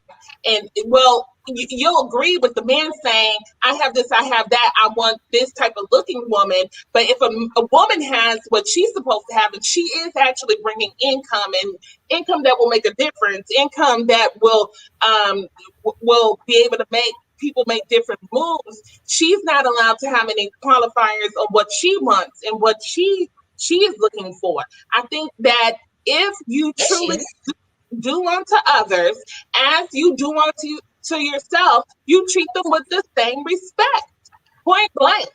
And so We're I not we're not probably different equals. roles, but I do think that the roles need to be based upon the strength of the people. If the wife is a better handler of money, she should be running the money. Why would you be a king, a leader, and not put your best person Oh, forward? It is just that simple. That is how teamwork, leadership, and collaboration actually work. I had a yeah, I don't disagree with that. Right, yeah. ladies, real quick, sisters. I love when you guys get into the dialogue and it gets like this. I love it. I just dropped the link in the chat real quick. I don't want to go too long. I said I wasn't going to go over 2 hours. Just we have about 10 more minutes. So I want to hear from whoever, brothers or sisters. Hit the link if you want to come in real quick, ask a quick question, add a comment. Not too long. Just hit the link. So I'll give you some time to jump in. We might go a little bit over 2 hours, but not too long. I don't want the stream to go too long. I'm just letting you ladies know that I'm going to invite some people in. So to my beautiful brothers and sisters in the chat who are mods, please continue to share that link, like just recycle it and in the chat and hit the link. Make sure when you come in though that you can turn on your camera and ask your question. So yeah, go ahead, continue, y'all. I just wanted to jump in and say that. Go ahead, Shika. I interjected, sorry. Oh, and thank you for the donations, by the way, Justin and David and everybody. If I didn't get to you, thank you so much for your donations, super chats. And I also got a donation from a brother on a Cash App. His name is, what is the brother's name? I had your name and now I don't see it. Anyway, Lenny Belton, thank you so much. Sisters, did I take you off track? I'm sorry. I just wanted to make sure that I just say that I'm going to drop the link. Can y'all hear me? Yeah. Yes. Let me say this to Mayan King. He said that Black women do not spend their resources on Black men. That is entirely not true. I know a bunch of women. If we have 80% being breadwinners, then they are spending their money on elevating their family and living how they both agreed to. So women do invest monetarily and financially in Black men all the time. But as far as whether you want, and I think that's the thing that we're missing, whether you want to be out there or whether you want to have the jobs doing lines or on the railroads or whatever, and that doesn't matter. What matters is that if the girl who wants to do that she can do that she can still get a husband and not be looked at as manly because she wants to do a lucrative job that she's good, No, you I know? can get that. And I think that is the mind shift that is trying to happen. We need to expose more girls to No, those industries. I can totally get that because, I mentioned it before. I drove truck with my husband. I still maintain my CDLA license. And whenever we were driving and getting around truck stops and I drove in a dress, this is before I wore pants again. And, I'm getting in and out of these truck stops in a dress and walking around. And people are looking at me all sideways because it's a bunch of dudes in a truck stop. So I definitely get that because I got a lot of slack when I got into that profession. Yeah. And I think a lot of men Talia, when you came home, you immediately got into your feminine role though, right? Oh, even like on the work is road, work. absolutely. Like I said, I was trucking in a dress, like I never lost my femininity just because I did a job that is dominated by men. No. But with a lot of women, that's the difference. With a lot of women, that is the difference. They have that energy at work and off the clock. It's not like Very you're just true. getting it out of your system. You're going home still wanting to run everything like you have no man. That's why they have a problem and say, you know what? How about we just not let you guys venture over there because you clearly don't know how to separate the two. That's just my opinion. But I'm all for women doing all I of get that. that But too. there's Definitely. that you have to do that other side as well because you have to cater to him. Know your place as a woman. I feel like women get offended when a man says stay in your place or know your place, but that really is true. And to a certain extent, I feel like we've lost it. The teacher, it's in a relationship, you're serving and you are also being served. You can't run on But the way they empty, serve is but different. the emphasis is on the women being subservient, not even submission. Submission is when you go, you gonna do that? Okay. You just got to go. Leave it alone, okay? Like I mean, I'm absolutely subservient to my husband, but that doesn't mean that he doesn't do things for me as well. Right, but to me, the men is that I don't matter. You just matter. You are I think that's more of an individualized like, basis, though. You can't group everybody in that category because everyone's not the same. Just like we don't like it when men group all of us into the same category, we can't do it to them either.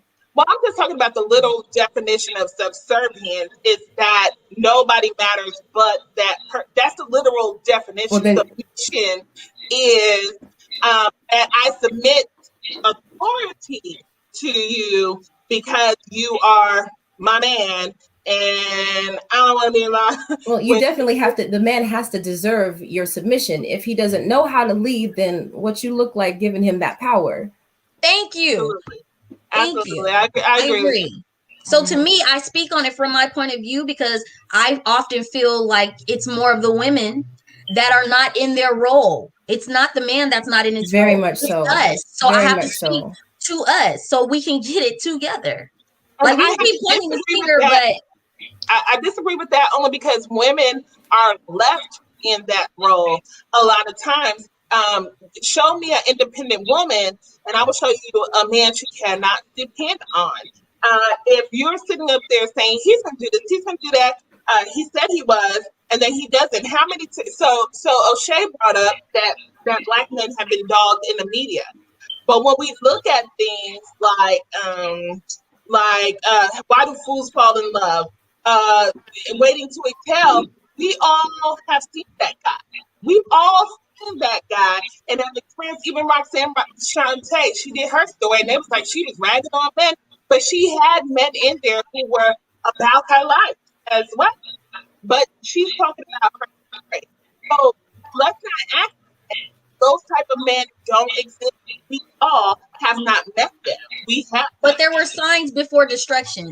I know you brought up the movie Waiting to Excel. There were signs before there. That was just the drawing point. So yet and still, to me, it's on her. You stayed too long. We got to stop. We can't give him. We're talking about holding on to our power, but we're giving them all the power, saying it was you. No, you saw plenty of signs, and you thought you could change him or stay or whatever. And there's nothing wrong with that. If you just own it. Don't call him bad guy now. That's all I'm saying. If you're not getting beaten, everybody's walking up with disclaimers on them. A lot of people hide what they're going through and how they feel for a long time because people can't do so. I think that were there warning signs? Yes, maybe no, but you still don't have to own another person's bad actions. Either they're going to do right or they're not. And a lot of times women are forgiving, so they'll forgive you, they'll work with you and stuff because we know what our people are going through. And then eventually, that's when she says, okay, hands up, I give up, I surrender because it's not working in my best interest. Right. Thank you, ladies. I want to just bring in this brother who has been waiting patiently. What is your name, brother? And what question or comment did you want to make quickly? Yeah, how you doing? What's your name? My name is Lance. How you doing, ladies? Pleased to meet you, Lance. All right. Yeah, I came in late, so I came in probably about 20 minutes ago, but I kind of get the gist of what the conversation about is. what it's about. So after just listening, I understand that as men and women, I think we don't understand each other's plight. And what we do is we get into relationships expecting or assuming that the other person is supposed to actually tell us or show us who they are. And the other person thinks that the other person should already know who they are. So the communication and conversations are never had. I'm an older gentleman, so I would say I kind of learned it a little too late. I'm not saying that I was a bad man or bad person. It's just when you get into a relationship, especially a long term relationship, too early, you don't come in actually into a relationship wanting to learn something about yourself and as far especially about your partner. One thing I've learned is that the person you're with, they're there to teach you something. And the sad thing about that is they don't understand that they're there to teach you about something. They think they're there because society just said you should just be together. This is what you're supposed to do. You're supposed to have kids. You're supposed to do all these things, but you're never really prepared to share your life or your situation with anybody.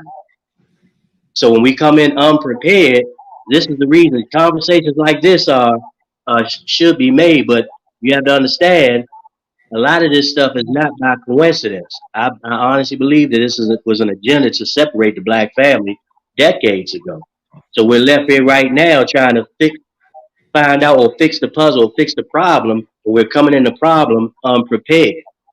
So as long as we're unprepared to be in a relationship, because everybody's not for everybody. Everybody's not suited to be in a relationship. I mean, let's be honest, but you have the tools to be in a relationship. It's just everybody that you're with, you shouldn't be with. So everybody's prepared to be in a relationship. It's like, what type of relationship do you want or do you need? Unfortunately, we go through a lot of trials and errors through these relationships. And when you go through those trial and errors, damage has been done. So when you go into the next relationship, your guards are up. You're looking for specific things. But when you're looking for specific things, you got to say to yourself, am I what I want? You have to be what you want. And I think a lot of people want something from the other person and not willing to be what they want. So we keep spinning the wheels, but conversations like this is you definitely need them. But unfortunately, we get into these relationships unprepared. It doesn't matter what age you are. You have to go through experience and life experiences to be prepared. So it's a lot of trial and error that's going on with these relationships. But I think, as we all know, it starts from the home.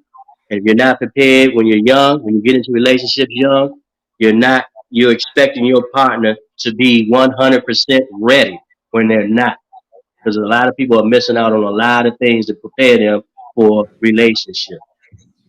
Thank you. Thank you so much for that input, brother. We really appreciate Right. you. And please continue to tune in. You know, if you haven't subscribed, we do this every Saturday at 7 p.m. Eastern Standard Time. And we appreciate your voice. I want you to have a great evening. So All right, you ladies. too, lady.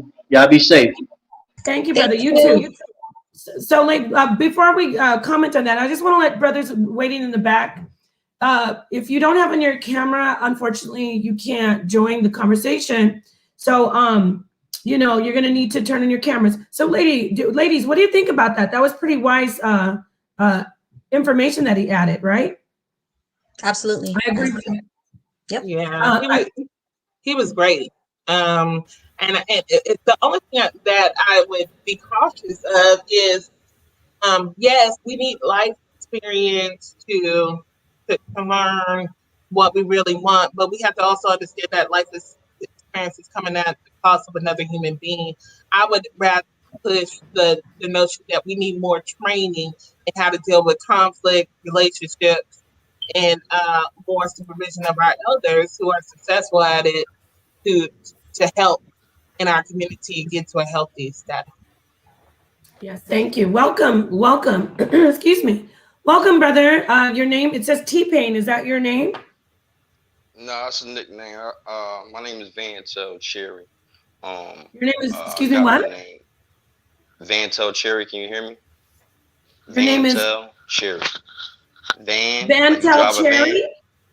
Yeah, Vantel Cherry. Yeah. Yes, On your birth My certificate? nickname is Tell. Pleased to meet Vantel, you. like a van you drive. Pleased to meet you. Yeah. Yeah, I just want to make a comment on you ladies. I've been hearing a lot of hate online and on YouTube. But you ladies I have to commend you all because you are listening and realizing everything, and taking it as literal, and not putting and not using emotions with people tones, and actually listening to the facts, and really articulating the points that men have their, well, I guess, preferences, as you have your preferences. And it's good to know that you understand that we have needs like y'all have needs, but we have to come to the table and understand that men aren't settling for just any old thing, just like y'all ain't settling for anything. And it's just good to hear that y'all are just a breath of fresh air to just, I don't know, I'm a little flustered right now because No, you're great. Thank you. Wow. Actually looking at myself. But I just wanted to actually just commend y'all. That's what I'm just, I hear even on the streets, like it's like overwhelming that, oh, you're what's that word that people always use? You're putting us down if you speak the truth. It's like truth is just so hard to hear from our women nowadays. When we speak the truth to us, it's cool. We just gotta take it, swallow it, and just get on our grind. Oh, you a bum? All right, let me stop being a bum. Oh, you need a job? Let me go get a job. You ain't making enough money. I will make some more money. But then when the shoe's other foot, it's like, oh, you tearing us down. I'm not tearing you down. It's just like, you need to just stop being so angry.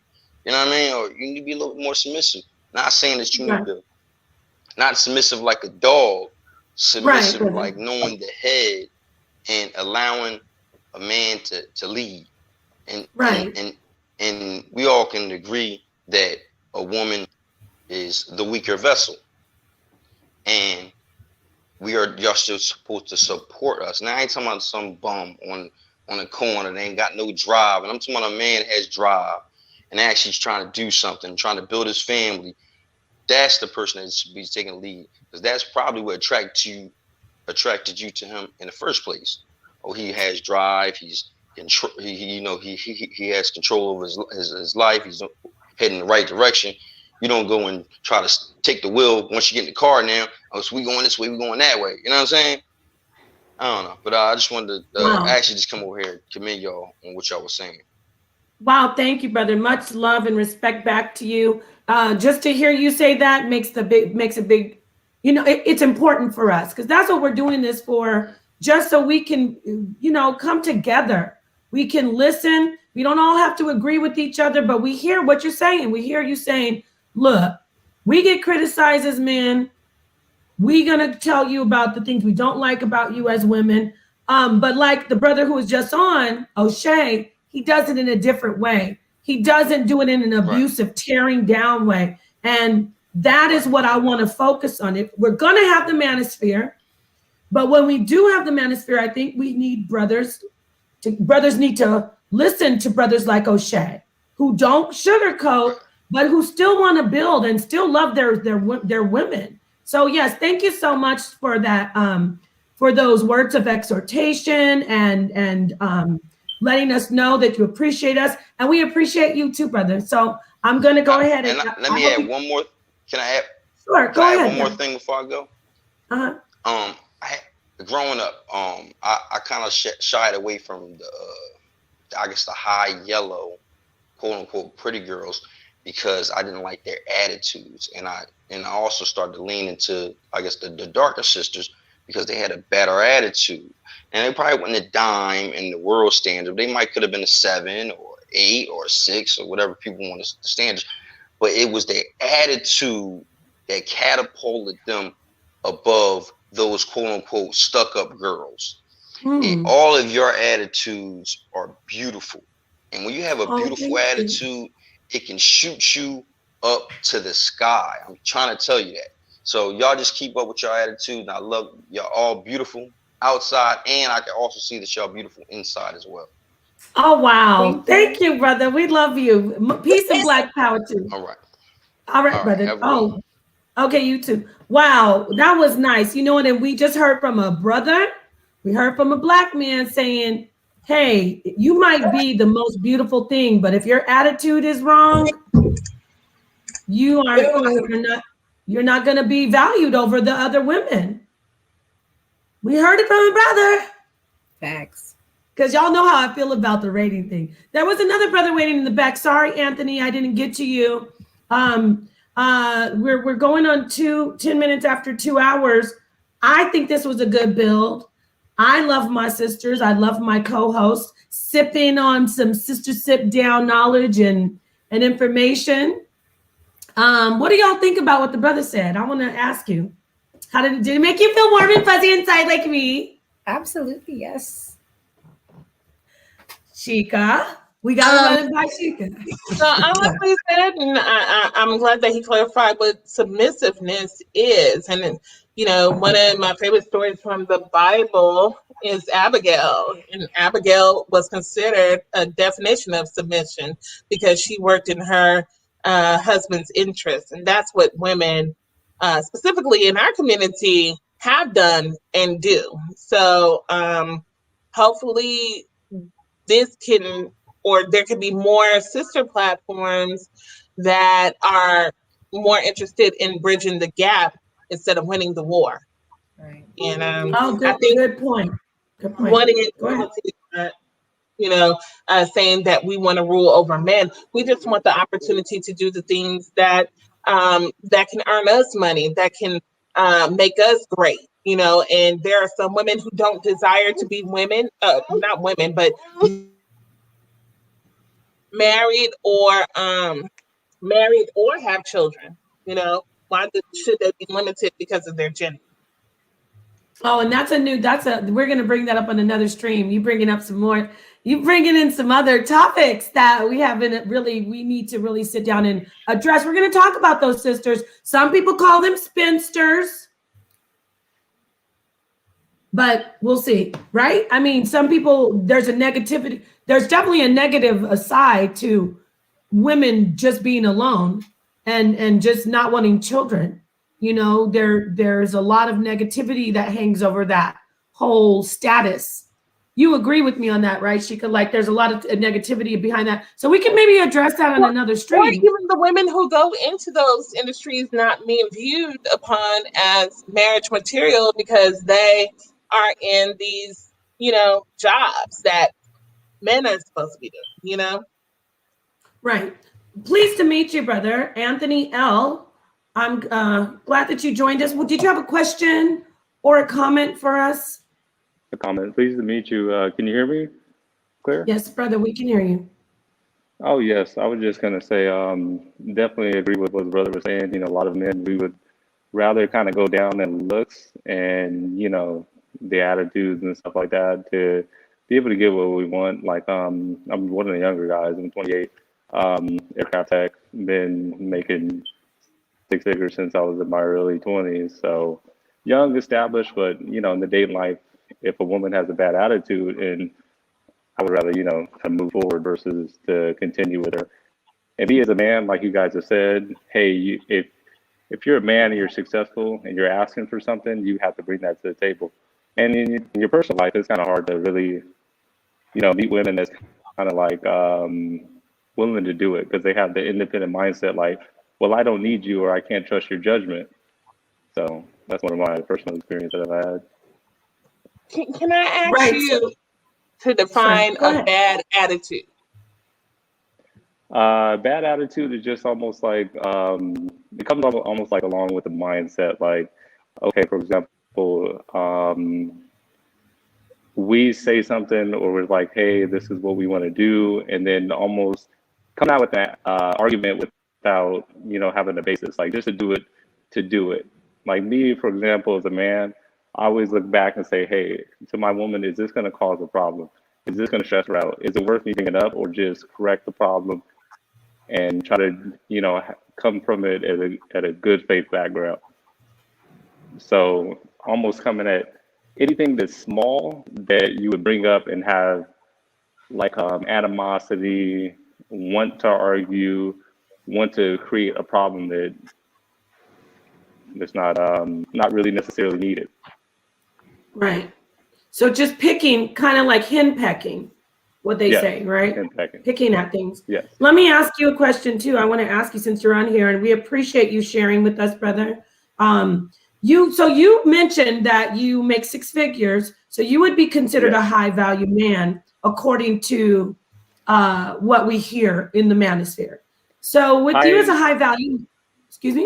I'm sorry. I just want to specify high earning, not high value. I really don't have much of a network, and I'm still pretty young. I'm just 28, so I'm still building that network of men that can view me as a peer, but they do see me as since being in my early 19s, 20s, they see me as a potential to be, but high earning, yes. Oh, wow. Okay, so thank you for clarifying that, because I'm still kind of rusty on, or in the dark, not fully understanding what is high value, what isn't. So you can earn high and still not be a high value man. That's Yes. news to me. Oh, Yes. okay. So let me yes. ask you. Oh, go on. Oh, no, I'm I'm sorry. sorry. I was just agreeing with you. Yes. Sorry, it's a little lag on my end. Okay, so let me ask you, as a high earning young man, not to get all into your business, I'm not going to ask you about, your personal self, but do you believe that if you meet somebody and let's say she is around your age and she has a child, do you think her worth goes down? Her worth, it really depends on the person's mindset. Like when I was younger, I had that mindset of, I don't want to deal with single mothers. I just don't want that. But as Uh-oh. No.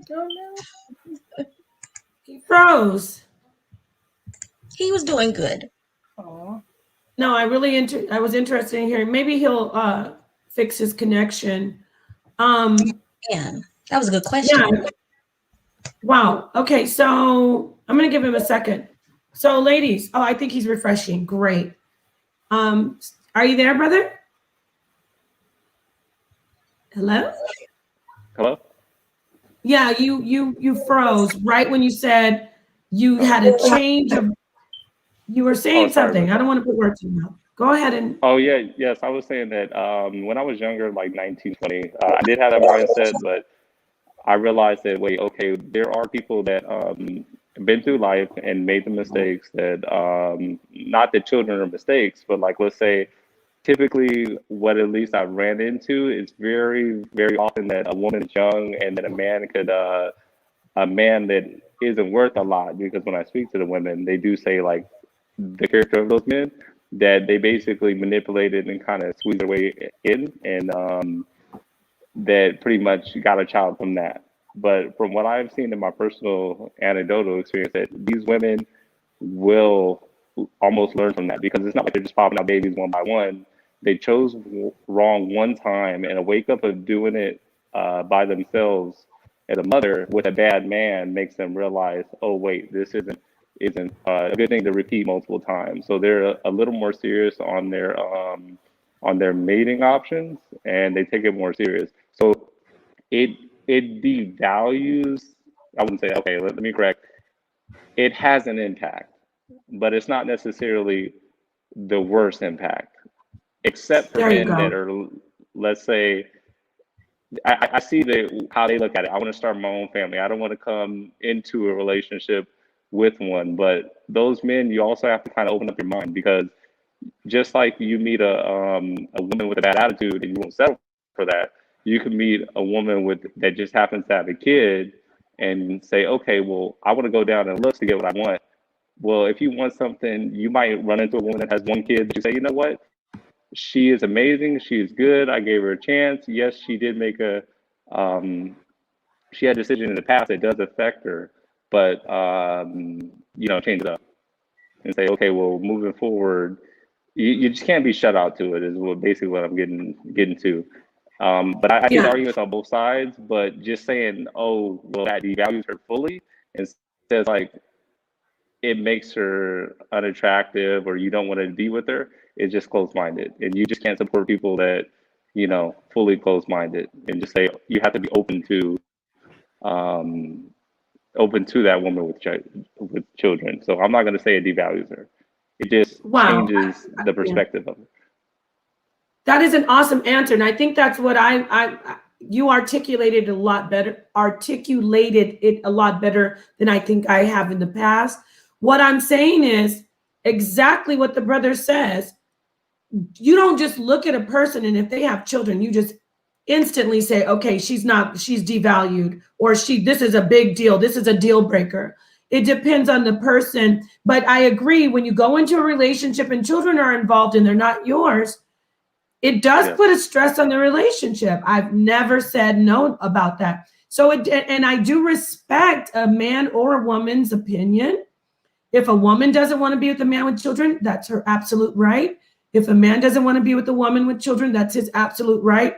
But what I think it's not fair is when it's just a blanket statement like, well, you have children, of course you're devalued just for that reason. So I appreciate you articulating it so well, brother. Before I let you go, I want to ask the sisters, did you have any other questions for the brother before we let you go?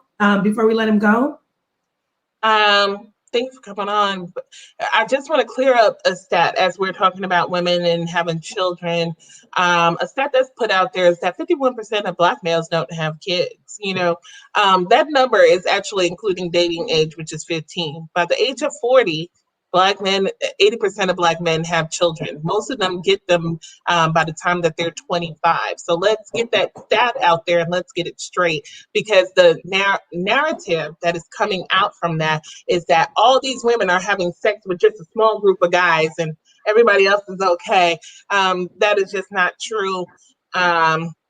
And that narration needs to end, and we need to check our stats when we do that. But brother, I did appreciate everything that you said. You're young. Don't wait too long now to find something. People start pairing off at 30, and if you haven't found yourself, you might find yourself out. People act like men have options, but those options decrease for you, just as it does for women. Because when I was younger, I used to stay up men and be like, yeah, but you're not looking to marry that old dude. Yeah. Well, the only thing with that, I do know that brothers don't have biological clocks, though. You just don't want to be that creepy guy that's in your 50s sitting around the high school looking for. No, I'm just kidding. I'm not. That wasn't a shot at anybody, by the way. I promise you, because I just thought about that. I'm not talking about anyone at all who's in the manosphere or anything. I just said that, and then because there's so much slander and bashing out there, I have to clarify. I was not talking. It's a joke. I was not talking about anyone. I swear I wasn't. But thank you so much, brother. Thank you for joining, talking, listening. Please continue to tune in and come back and give more input. And before I do let him go, I want him to address this. I saw some brothers in the chat before the man could even get his whole statement out, when he was interrupted with the technical difficulties. They're like, oh, he's a simp. He's about to be a simp. Like, just because he has an opinion, and he said it very well. And he even agreed that, men don't usually want to have children, meet women with children. And he understands that. I do want him to be able to defend himself and address, what do you think about it when you say something that isn't totally rigid, totally anti-woman? Men jump right down your throat and say, oh, you're a simp. No. You must be a simp. How do you feel about that, brother, before I let you go? Well, the thing is just like, okay, you have to have logic and reason, right? So like how things are going with this whole like, oh, you're a simp, you're this and that. It's just like, hey, we're all human beings. We're all just trying to, continue forward with life.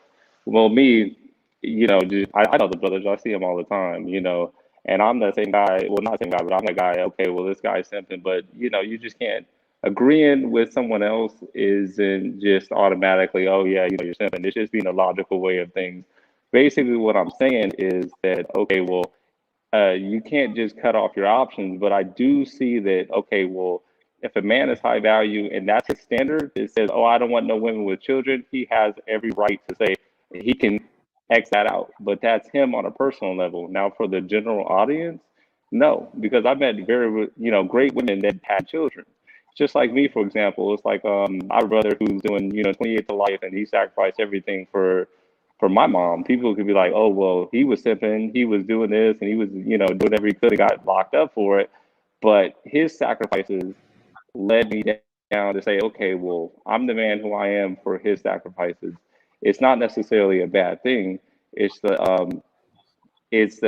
okay, hey, be logical. People do these type of things. Just because my brother made a mistake when he was younger, should he get out and be a felon and branded and then, can't get a job or defend or have a family or do anything?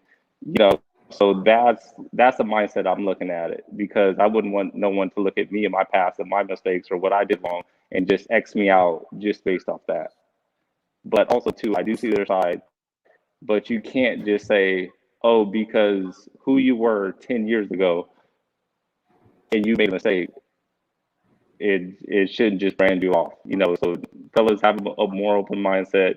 If you personally do not want to have a woman with children, that's your prerogative, that's you, and more power to you. But it's your life, you have a choice to live it the way that you want to.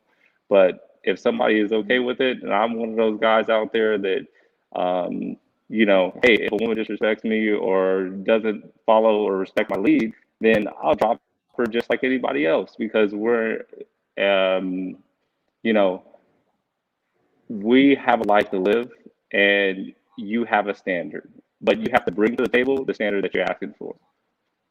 So I'll leave it there. So thank you, ladies. You guys have been wonderful. And hey, if you want to call me a simp, I'm a successful simp, but I'm not out here blowing all my money just to chase a girl. Facts. Wow. Thank you so much, brother. We really appreciate you. And please continue to tune in and listen to the rest of the show. And we hope to see you back next weekend, giving us some more of your input at the end of the shows. Thank you so much, Anthony. All right. Peace and Black Power. I'm removing you now. All right. So we're going to have one more brother, Mr. Forney. I know he was waiting for a minute. He came in with no camera, came back with the camera on the program. Peace and Black Power, Mr. Forney. How are you, brother? I'm good. How you doing? We're great. What would you like to ask or add to close out, actually, as far as a brother, a Black man who's been tuning in and listening to our dialogue? Yeah, most definitely. I think when I listen to you sisters, y'all have the most balanced conversation that I hear out of any women across the country. Wow, bless you. Wow, thank you. Yeah, I mean that, because I listen to a lot of sisters Sipdown on different platforms, and it always seems like there's an agenda behind it quite often when I listen to these sisters, or it's a feminist agenda or something else. But when I listen to you sisters, y'all go both ways. Y'all well balanced in your approach, and so I appreciate that.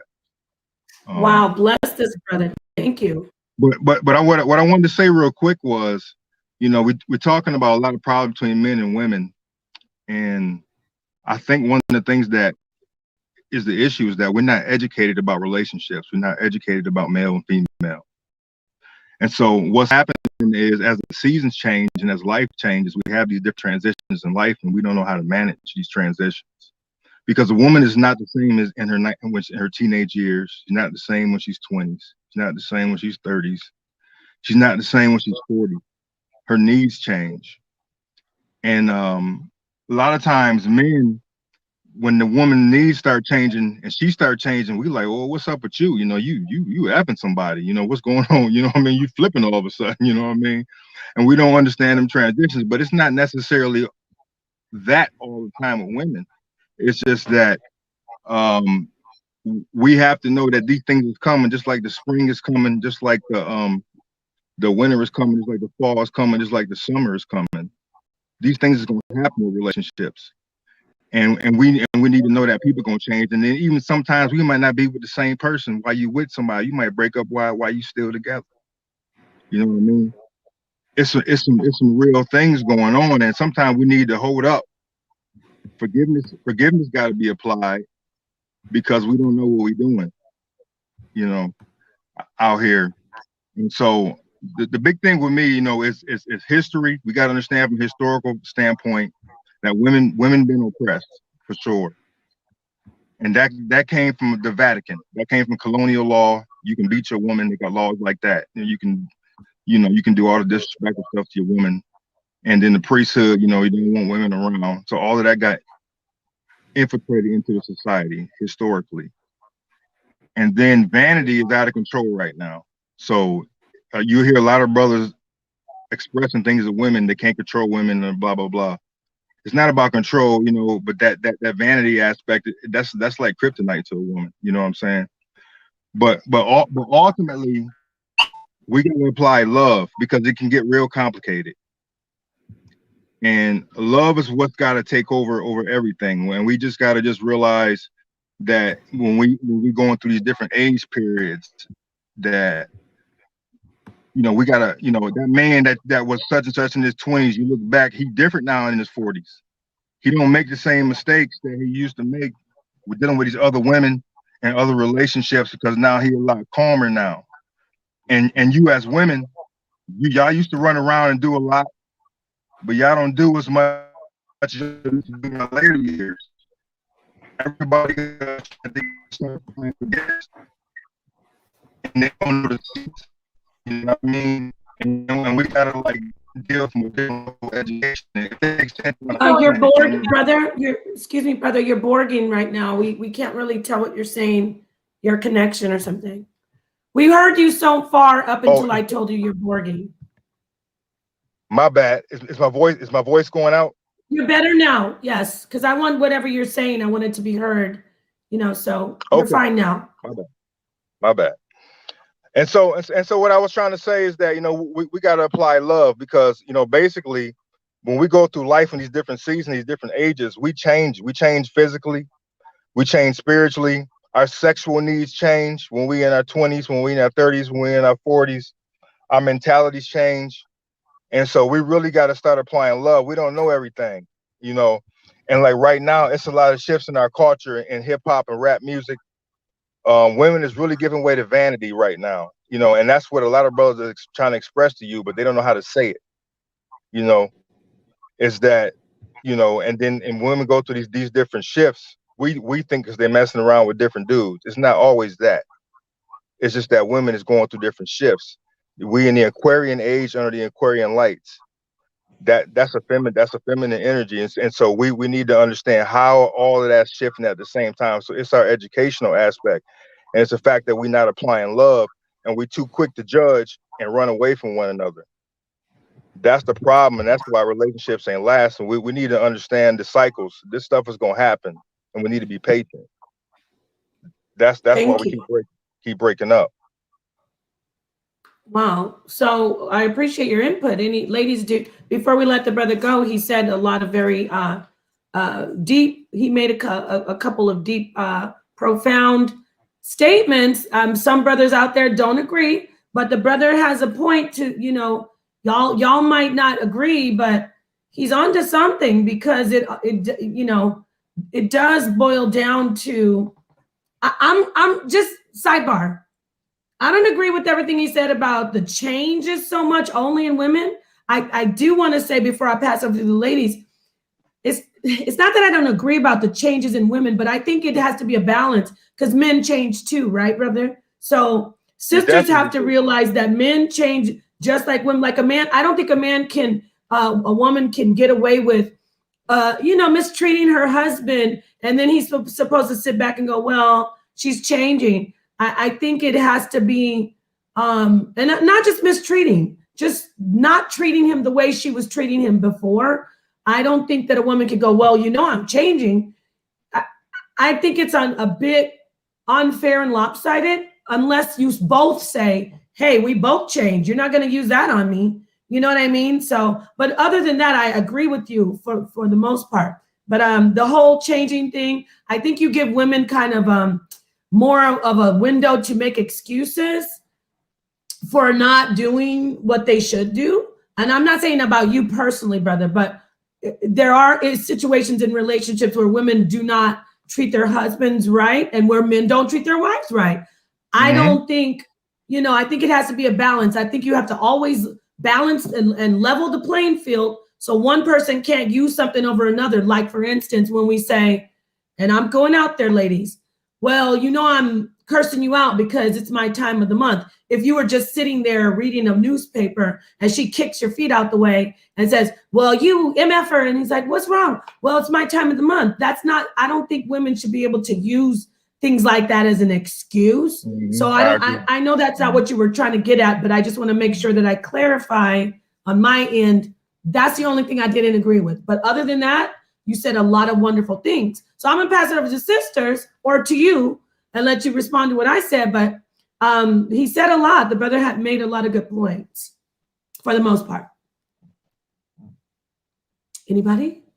I think he made a lot of great points. I think that when people can't move with people through their seasons, that's the problem. Me particularly, I look at marriage as your relationship with the Most High. He's sticking with you through all your stuff.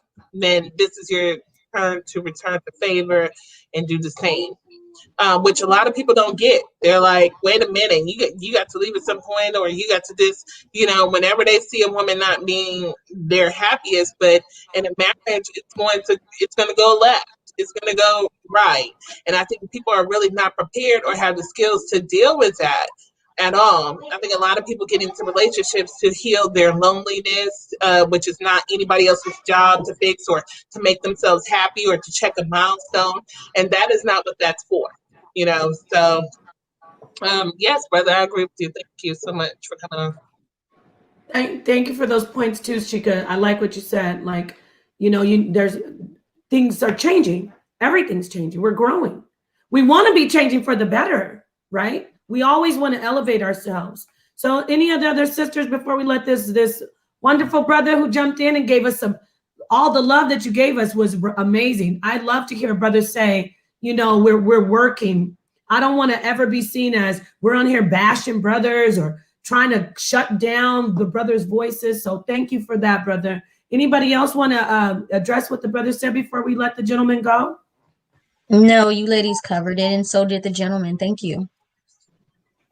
Thank you, brother. We appreciate you.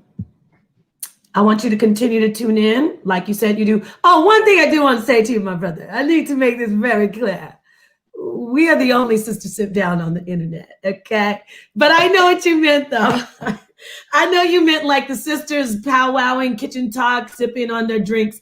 But we are the only Sisters Sit Down, and we are here for you. We are here for the sisters, and much love. So thank you so much. Thank you. Continue to tune in. You got more sisters out there now talking about having sit down, just so you know. Okay, y'all heard it from him.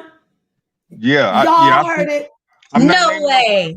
I'm not naming no platforms, but it's some other sister sit downs going on. Oh wow, brother, you got to come back. I want to see you next weekend.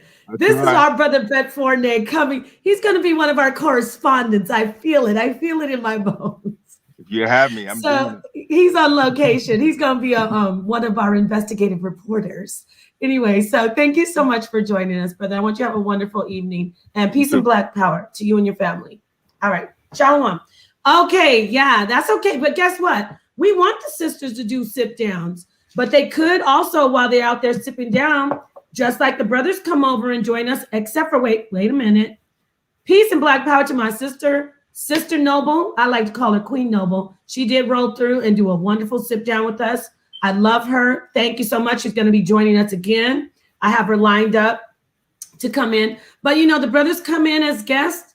I'm talking about as our guests. We want a couple more sisters to come roll through and give us, sit down and sip with us. So I'm all for sisters getting together and doing sip downs. But this is the only sister sip down, bubble. Don't get it twisted. And we show everybody love over here, y'all. Hey, let's get our cups up for that one, y'all. Let's drink to that, okay? I have a little bit left. So, yeah. I said that was our last brother, but there is a brother in the back. I don't know the truth, who you are, brother, but if you are willing to turn on your camera, I am more than happy to add you to the stream. If you can't turn on your camera right now, that's fine. You can join us another time. Can you hear me? I know you're in the back chat. I'll go ahead and add you and see if you turn your camera on. Brother, are you willing to turn on your camera? If so, we can go ahead and talk to you. If not, we'll yeah, I don't cam up. I never cam up. Well, Well, next time, brother, when you feel like turning Have a your good camera. night. Well, you might But- you might want to hear some of this wisdom. I got good wisdom to share. Well, brother, the only thing is I'm trying not to make exceptions for anyone. Like I Okay. don't want to play favoritism. That's fair. But if you could just turn on your camera, you don't have to be seen, but turn in your camera a little bit. So I mean you can be I seen. mean, my camera's black actually. I mean, if I turn it on, you're not gonna see nothing anyways because I've got tape over it. I've got like 3 levels of tape on it, so you can't see it. Why do you have your camera taped? Just because you could accidentally hit the cam and then it turns on, and then I've been on live streams before, and it's just being on YouTube and the way I run my channel, it's the only opportunity I can actually speak freely and be anonymous at the same time, which is something that I like, and I value that privacy. Well, but I don't want to, I don't want to be a rule breaker or anything. I respect the rules. Go ahead, brother. I'll let you just say your piece, and please don't think that everybody out there that I said you had to turn your camera. I don't want you to be like, look at Napah. I thought he might turn his camera on, but I don't want to be, come on, a hard nose and kick him off. Next time, I won't even let anybody in without having their cameras on. But brother, what did you say? What did you want to add with your wisdom that you said before we close out? What did you want to add? Well, first, what's your name? What's your name? What's your name? This is Truth as I Know It. They call me Truth. I got a channel called We Kill Dragons, and I talk about. Oh, wait, whoa! You're the brother that's in the chat called We Kill Dragons? That's me. Yes. Oh, brother, you know what? I'm sorry. Because Sonetter told me specifically, and I have to follow what my king says. He said not to let you on without the camera, my brother. But next time, I hope you can come on with your camera and share your truth. But if you are the brother who you say he blocked me, he blocked you, and he gave me a text message saying, make sure he puts on his camera. So thank you. Bye-bye. Okay, so we'll let this brother go right here. Peace and Black Power, brother. How are peace you? and blessings to the sisters on the panel. Yeah, I'm a first time watching your show. I saw the link. That's why I wanted to come on. I see your topic about, do men and women need each other? That's, I guess, I didn't see the whole show. I just caught it, when I was browsing and I was on another show. So I believe men and women need each other. And like I said, it's all depending on the individuals. I believe as far as us as Black people, men and women need each other, so we can create new generations of future generations. But at the same time, there are probably, especially in today's age, women as yourselves are very independent, very successful, obviously, don't need men, and men probably have the same attitude where it could be maybe I don't know, the opposite or negative, where they have women, but they're not willing to get married or commit to one woman, as far as loving that one woman. They just want hookups or partying or whatever. Like I said, I understand the point of view. It's all speculation to me in a matter of opinion and individuality. Oh, thank you, brother. What's your name? Oh, Malik X. Oh, Malik X. Yes, thank you so much for adding that piece, brother. And I'm glad to close out with some positive wisdom from one more. Most of our brothers, all of our brothers that have been on the panel have shared so much wisdom, and we see that the brothers who are taking the red pill are not our enemies. They just want to be placed finally where they belong as men. Our men deserve respect.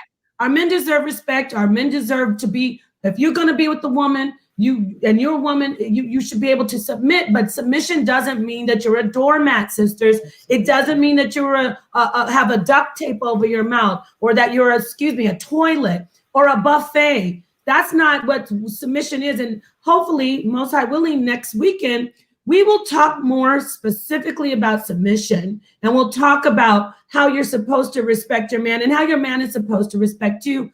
My favorite word, family, is reciprocity. Reciprocity, just that flow. And so thank you for adding that, Mr. X, Malik X. Sisters, before we close out, yeah, go ahead, brother. As you can see, I don't mind turning on my camera. I turn on my camera a lot. So, I just bought have a nice cam and a good mic, so I don't mind turning on my camera. I have my own channel. Like I say, I'm a wrestling fan, but I have my own channel where I talk about wrestling and sometimes politics and racism and stuff like that. So, you know. All right, brother, shout your channel out. What's the All code? right, What's your channel? for those who know me, like I said, this is the first time on this show, but I'm Malik, or also known as Professor X. Talk wrestling, politics, and also subscribe to all these beautiful black queens right here. Oh, wow. Thank you, brother. This is our brother. We're going to let you go. Let the sisters give you your praise. You have a great evening, and we hope to see you next weekend. And maybe you can jump on and join us again at the end of the show. Oh, yeah. I just subbed to the channel, so yeah. I'll see y'all again. Thank you. Thank you, brother. Peace, brother. Peace and black power. All right, brothers and sisters, we are at the end of this show. I said I didn't want to go over 2 hours, but here we are, 2:44. But you know what? It was worth that. It was worth it. Yeah, I love it. I love it. Yes. Thank you to the brother O'Shea Duke Jackson once again. Thank you for joining us, brother. You are a force to be reckoned with. You are an awesome leader. Yes, I said it. I said it. Mm-hmm. Awesome leader in the black community. But keep on, brothers. If you want to do the manosphere, keep doing it. But let's love each other, because at the end of the day, I know Tina said, what's love got to do with it? Rest in power, Tina. But at the end of the day, it's about black love and black men and black women getting together and stopping the battle of the sexes and getting, you know, that strength. Right, ladies? So I'm going to go around the panel. I want to go around the panel and let everyone, you know, say where they can be found, say their farewells, and then you can come right back to me, and I'm going to shout out my lovely, lovely chat, especially the wonderful, wonderful, wonderful, wonderful mods. Y'all think I'm tipsy. I'm not. I'm drinking Kavita, but I'm just high on life right now. I'm high on all the love. But anyway, go ahead. Let me start with Sheikah. Sheikah, where can you be found? And tell us, you know, where to, what people can do to find out more and hear more from you. I'm on Sheikah Atiba on Facebook. I do a few lives there. I have a YouTube channel called Myrtle Nation, which goes to a group that I have on Facebook called Myrtle Nation. Thinking about turning out to Sheikah Atiba. So just, you know, Google Sheikah Atiba and you will find me there. Oh, wait, can I just say something about the Texas storms? They tried to freeze us. Oh, we forgot to talk about the Texas storm, but just quickly, yes, tell us. Yeah, Sheikah's there, front line. Freeze us to death in Texas. Encore and ERCOT basically didn't want to buy electricity from Mexico or from any of the 2 power grids that we're in the middle of. And so what they did is that they turned off people to reserve power generation. And so what they would do, and what they did specifically to my family, is that they cut off the power at 8 p.m. and then turn it on to 10 a.m. That's the coldest time you can do it. And I'm not gonna lie, I was afraid to sleep because I'm like, am I gonna freeze here or what? You know, my daughter's only 4. She, you know, like, you know, can we survive this? And then Lion Flying Ted went to Cancun and left us like deuces. Now, if he wanted to take care of his kids, he should have put them on a plane. But you're gonna leave when he was one of the main decision makers before they left. They never winterized the equipment. They never did anything that they were supposed to do. And then knowing that they didn't do what they were supposed to do, they did not organize and say, hey, let's keep the schools open because everybody's by school. They can go there and get shelter, get heat, so we can reserve the energy to keep the grid. So there's going to be investigation. They're saying that there's going to be investigations, but more than likely, it's going to be class action lawsuits against ERCOT, Encore, and perhaps the state of Texas because lawmakers just did not do what they were supposed to do. Wow, you heard it from my sister Sheikah. And Sheikah, you need to do more of that. Talk about this on your channel. Go to the sister's channel. I'm trying to get her to change the name to Sheikah Atiba. I just initially did it for my group. I'm not a YouTube creator. Right, I know. But I'm working on it. Yes, thank you so much. To my sister Joanna, I don't know. I thought she passed away, but if she didn't, oops. I love her though. I love Tina Turner. I thought she passed away though. Anyway, Talia, go ahead. Let us know where to find you. And I'm gonna go Google and see if Miss Tina is still alive. Go ahead. Sis. You can find me on Facebook at under Talia Yasharala, YASHARAHLA, and you can also find me on YouTube under Nubian Princess Tali, what my name says right there on the screen. Awesome. And did you promote your Oh, my business that can be found also. Oh yeah, I forgot to promote my business. My husband would kill me if I didn't say that. Anyway, Bruise Butter. I'm on Facebook, YouTube, IG, Bruise Butter. That's my business. Awesome. Y'all got to go get some of that Bruise Butter. She's not trying to move in on Captain Tazariak's little gig, not little, big gig, but I do a little bit of everything. She does a little bit of everything. She must have some Caribbean background. But anyway, So last but not least, the beautiful Letitia, please close out. Let people know where they can find you. Thank you, Queen, as usual. Shout out to the panel. I love being up here with wonderful minded women. So shout out to you guys. And of course, Napah, I always appreciate you letting me be here. It's absolutely wonderful. I love getting together with you guys on Saturday. So I look forward to it next Saturday. You can find me on Instagram. I'm Melanin Legacy. Other than that, you can say hello to my Cash App, Melanin Legacy 88. Other than that, I don't have anywhere for you guys to find me. Okay. There you go. And guess what? I have some good news for y'all. Tina Turner is still alive. Bless the name of Yahweh. Told you. Bahashem Noshai. So yes, go ahead. Does anybody want to say something? Who? Oh, hi there, honey. There's my mini-me, my twin. Well, that's Chica's mini-me, really, but I still haven't sent you the picture. You said Tina Turner's alive. Hallelujah. You know what? I just want to say peace again to the chat and to the audience. Peace to my sisters out there, Kiss Dewana, Benita, H. Millette, Mrs. Graham. Oh my gosh, I don't want to forget about anybody that I saw in the chat earlier. I saw a lot of beautiful sisters out there. I love you. Thank you for tuning in. Thank you to the wonderful brothers, the sisters and the brothers who tune in. Much love to you. Continue to build. Let's complain about each other, but let's remember that we need each other. We need solidarity. We need to be strong. And that doesn't mean we have to hate other races. But we need to know that we are the ones that come first and foremost when it comes to each other. Okay, we need to build with each other. With that said, I talked about peace and Black power. Of course, I'm not going to forget the king of consciousness, Sa Neter. Much love and respect to you. All the love and all the respect from me to you and to the House of Consciousness. Thank you, Max Bird and Reese and y'all, I'm so sorry if I'm forgetting you. Thank you for being out there in the chat, helping me out, always looking out for me and being wonderful moderators. Okay, that's Sister Sipdown.